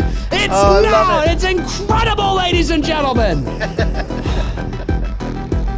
And it's like even. It's even. Just like that. Even Steven, ladies and gentlemen. Amazing.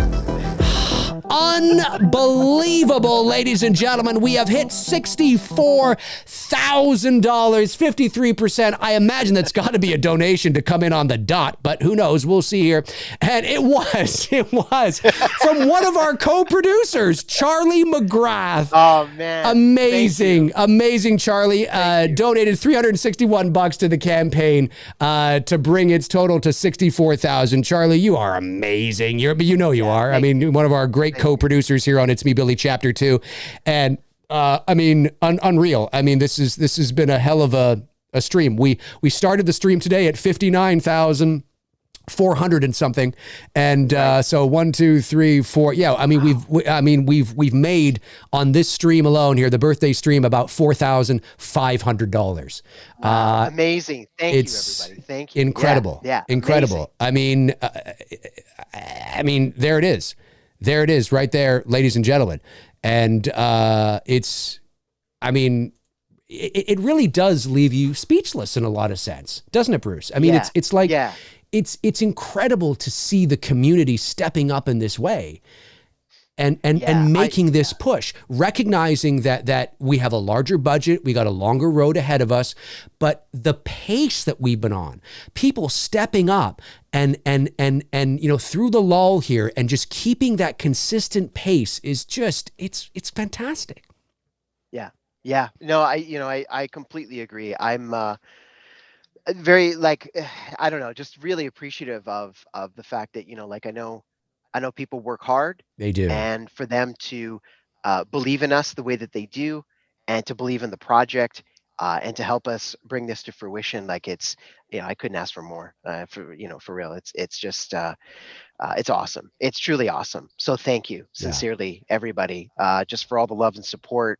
As I'm always saying, it's I truly mean it. It's incredible. It's so cool, and to be enabled to create something, because filmmaking is a very expensive medium just by virtue of its existence. Yeah. And Yeah. to be able to do this is incredible. And thank you for all the support. Just again, I'm blown away every time. Sincerely, it's incredibly cool. I mean, obviously, we're Thursday, Friday, Saturday, Sunday. We're 5 days away from next Monday. Next Monday, it will be the end of our third. No, are we in our fourth week right now? We're in our fourth week right now. Yeah. Yeah, we're in the fourth. So week, yeah. It will be a month next Monday, and we had wanted to be at minimum at 60,000 by Monday. Well, we're at 50% mark. Right, we're at 64,000 with 5 days to spare, 53%. I mean, listen, I don't want to. Incredible. I don't want to get my hopes up here, and I don't want to. But I look at this and I think. We're within striking distance right now of 70,000 by Monday. Yeah. That's incredible. And that's such a terrific pace to be on. It makes me think, Jesus, because as we've said, I mean, look, if we, obviously the goal is to reach our target for a variety of reasons, because we reach our target, obviously we raise the full funds that we need, but also the campaign then goes into demand. It only goes into demand if you reach your goal. And for those of you that don't know, that just simply means that when the campaign ends, it's over, but you can continue to donate money. You can continue to get perks. We can continue to add perks, right? So maybe there's some juicy perks that maybe now we can add. Do you know what I mean? And certain things like that. So it is to everybody's benefit that we reach our goal. If we don't reach our goal for whatever reason, Bruce and I have said that we would like to be as close to 100,000 as possible, if not around the 100,000, 90, 95, like somewhere in there, for us to say, okay, we're in a really good spot. Let's run another campaign over the summer, see if we can get that into demand and, that kind of stuff. But if we don't have to run another campaign, that's great, because then we can just continue to point people to this one. You know what I mean? But this makes me think that, 37 days left. We might do it. If we keep this pace, we might do it and then some. And it is truly humbling to see this. It's cool. Thank you, everyone. Thank you. Yeah. Really. Yeah. We're just excited. We're super excited. Very excited. Very excited. Well, listen, that is going to do it for us here on this stream, the birthday bash stream, hanging out with my brother from another mother, Bruce. Thanks for, yes. The big 44, ladies and gentlemen, big 44. See, I've already lost the air. You know, how do these things break? It's just what it is. It's what it is. But I want to thank, of course, our amazing moderators, Frank Riker, Tabitha Short, Darren Sands, Chris Baber, Cody Snyder, and Andrew Stevens. Thank you for doing what you do. We really appreciate it. Thank you to all the super chat questions that came in today. Really appreciate you all supporting the channel on that level. It does mean a lot. Another super chat going hard into the paint at the buzzer. Taylor Paulson, $2 says, Big Daddy Bruce signing off. Good night, everybody. Yeah, do it. Here it is. Do it. He's got to do it. He's got to do it. Good night, everybody. This is Big Daddy Bruce signing off. Yes, yes. I'm telling you, we're gonna get Bruce's own so show on here. But listen, man, I love having you on. I love you, you know I do. That's and great. you know, shooting the shit and talking movies and debating and talking about what we like. I just love it. You know what I mean? There's nobody I'd rather Same. do it with than you. And I can't wait to make this movie with you. You know, you've got so It's gonna many. be awesome, yeah, dude. I mean, you know, you've got so many great ideas, and you know, same. Likewise. you know, and so I love combining our ideas and meshing them into this fucking amazing Frankenstein beast that we, you know, it's just so much fun. Yes. It's just so much fun, and I want to make this movie, and to see this continue like this just tells me that we're well on our way to making that a reality. Yeah, it's gonna happen, man. We're gonna do this. Yes, We're gonna do this. we are going to do this. Yes. So thank you to everybody who tuned in. Really appreciate it. You're amazing. I love you guys. You know I do. I'll be back probably. I'll probably have another stream this weekend. I'll probably have another stream this weekend. Well, we'll be on the slaughtered house. The slaughtered lamb. The slaughtered house. We'll be on the slaughtered house lamb. I apologize. The Sorry about that. the slaughtered lamb. get it right. That's right. This Saturday. This Saturday, join Bruce and I and Frank and Darren on the Slaughtered Lamb Movie Podcast YouTube channel. We'll be there. I think it's 11 a.m. Eastern time. Lamb. We're going to do it. Yeah. And so join us over there this Saturday at 11 a.m. And then I might be back on Sunday with another stream. We'll see how it goes. But really appreciate you guys tuning in. Thank you for all the birthday wishes. I really appreciate it. Thank you so much. It feels, I feel the Happy love. birthday, man. Thank you, Bruce. Yeah. Thank you. It means a lot. Yeah. I feel the love. You know, it doesn't get easier the older you get. But as Harrison Ford said, with obviously on my post today, it's not the years, it's the mileage. And sometimes, you know, I do feel a lot of mileage, but that's okay. That's all right. It feels good. 44. Let's go to 50. Let's do it. Let's do it. Let's do it. All right, everybody. And the link, I will put a link to the link to the campaign is in the description right now. I will add it as a pin post as well, like I've been doing on these streams. And anything helps, folks. Anything helps. Just to inch closer and closer to our production budget goal. We really appreciate it. Tell your friends, tell your dogs, your cats, and that rich uncle. We need them. All right, everybody. Have a good night, and we'll talk to you soon. See you later, everybody. Bye, everybody.